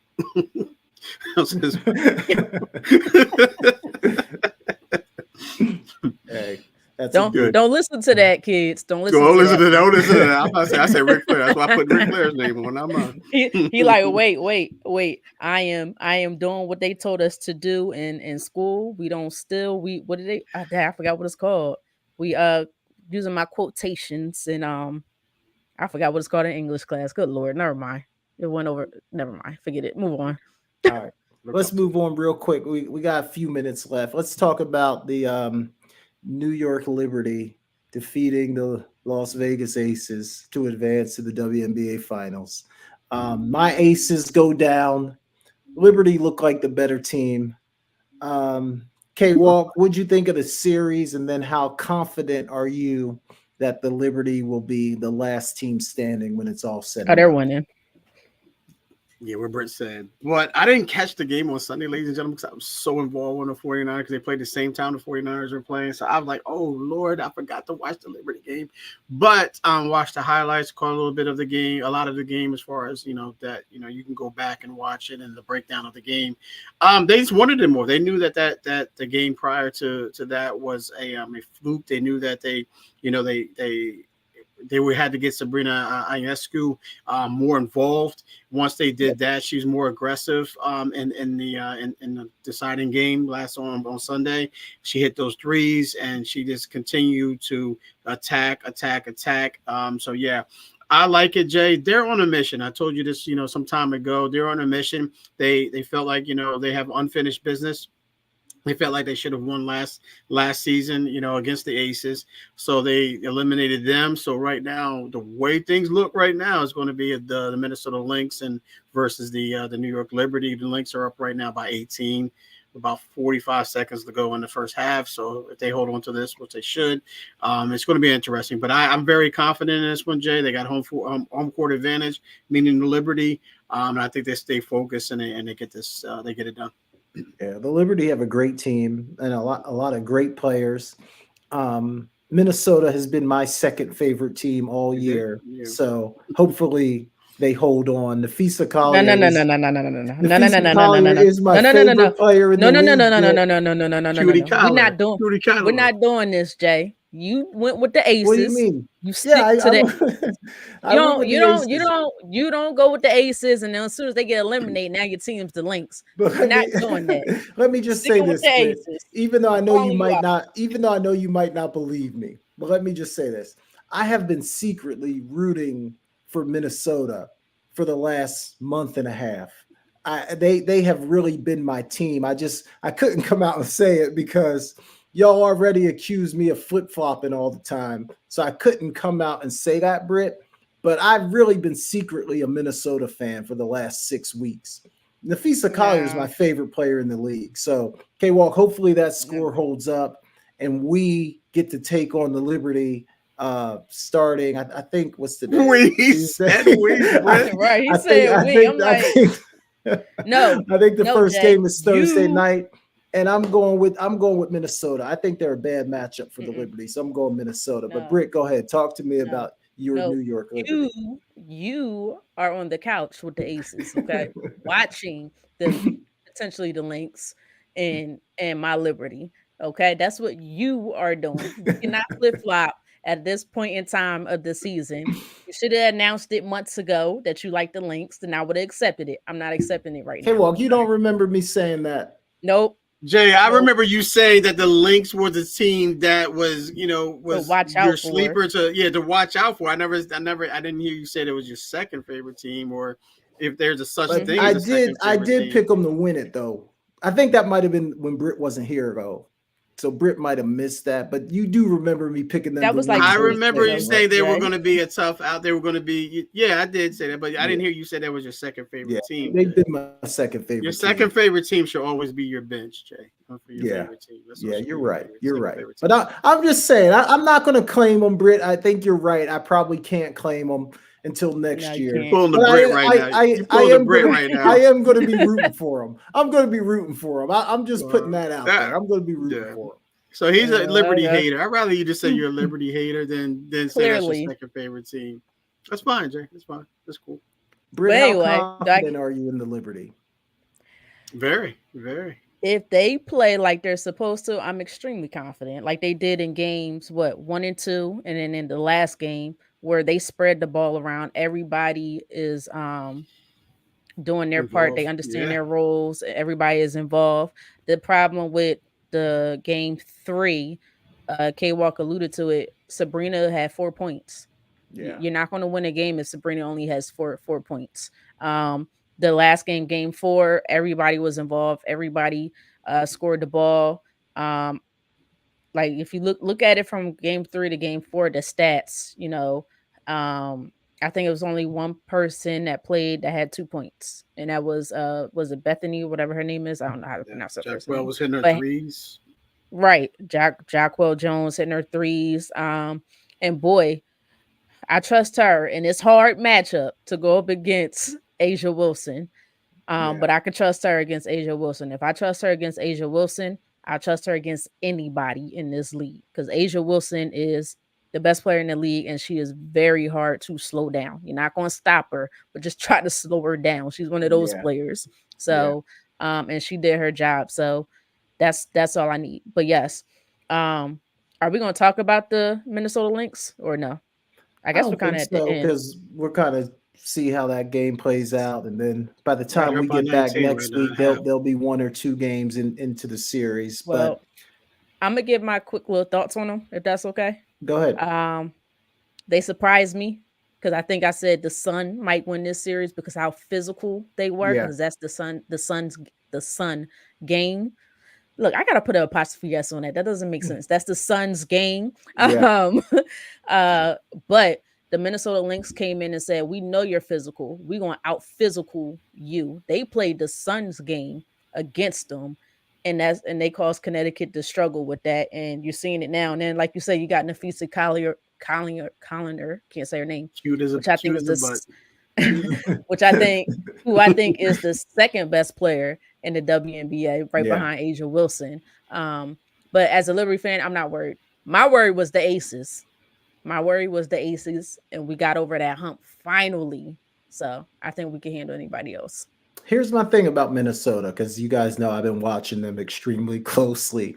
I think they have the best coach in the league. I think they're the deepest team in the league, and they defend. I mean, they play defense, and offensively, they have a really nice system. So I just think what they do presents a lot of problems for people, and not that this really means anything, because I don't really think it does.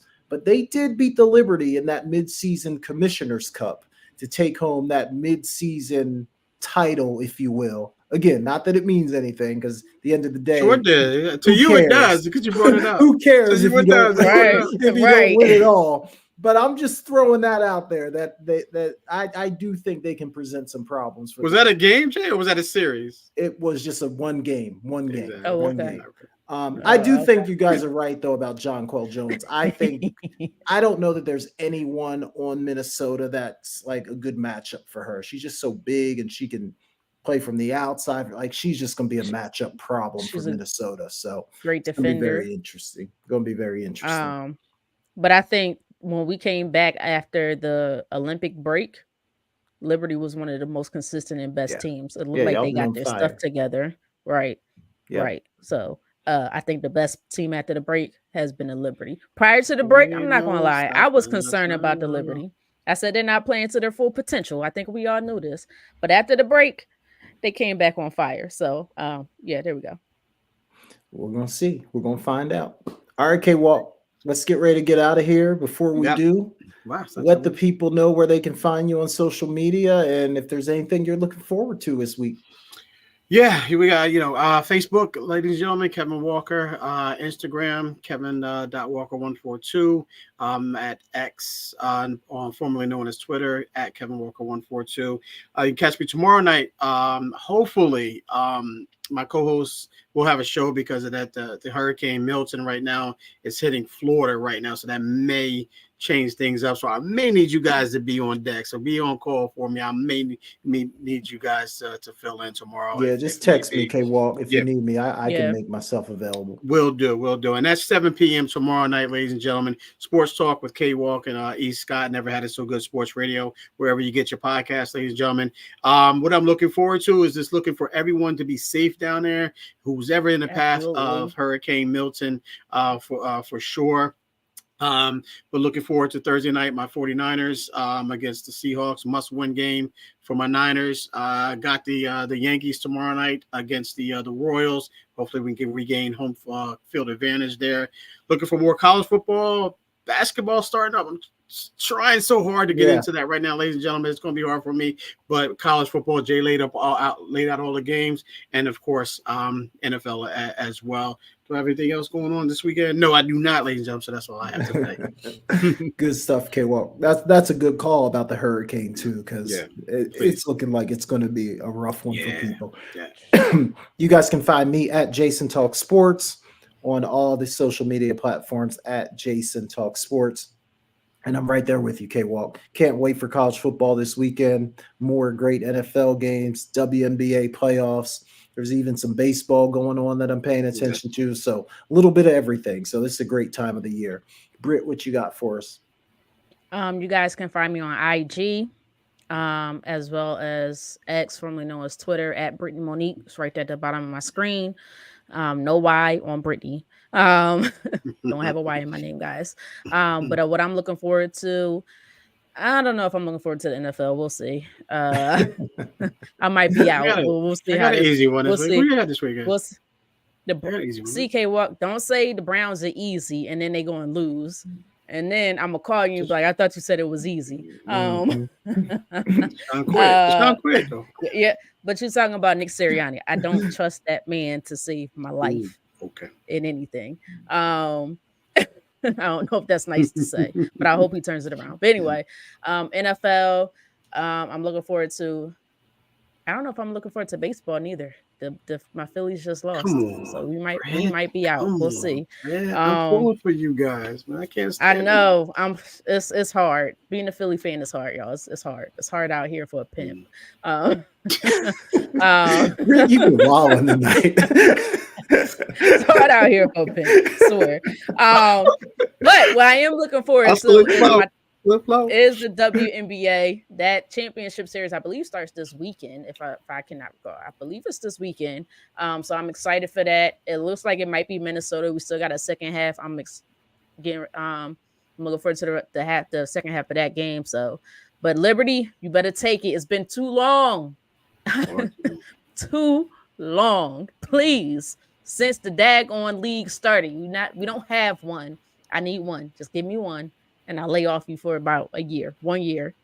Just give me one. But that's what I'm looking for. And if anyone has any tickets, hit me up on Facebook, Kevin Walker. Hit me up for the finals finals tickets. Hit me up, please. If you got any, I'm willing to go. I want to go, but I'm gonna stay home because if I'm gonna be frustrated, I'm gonna be frustrated inside in my house. And they not gonna catch me on ESPN talking about, ooh, look at her. Like, nah, that's not happening. All right, good stuff, y'all. Ladies and gentlemen, we appreciate you guys sticking around. Do us a favor, like, share, subscribe to the channel. We are in the process of growing this thing little by little, but I feel it. We're about to take off. So anything you can do to help us do that, we greatly appreciate it. We'll be back here live next Tuesday at 7 p.m. So for Brittany Jones and Kevin Walker, I'm Jason Collins. We'll see you guys next week. Go Liberty. Go Lynx.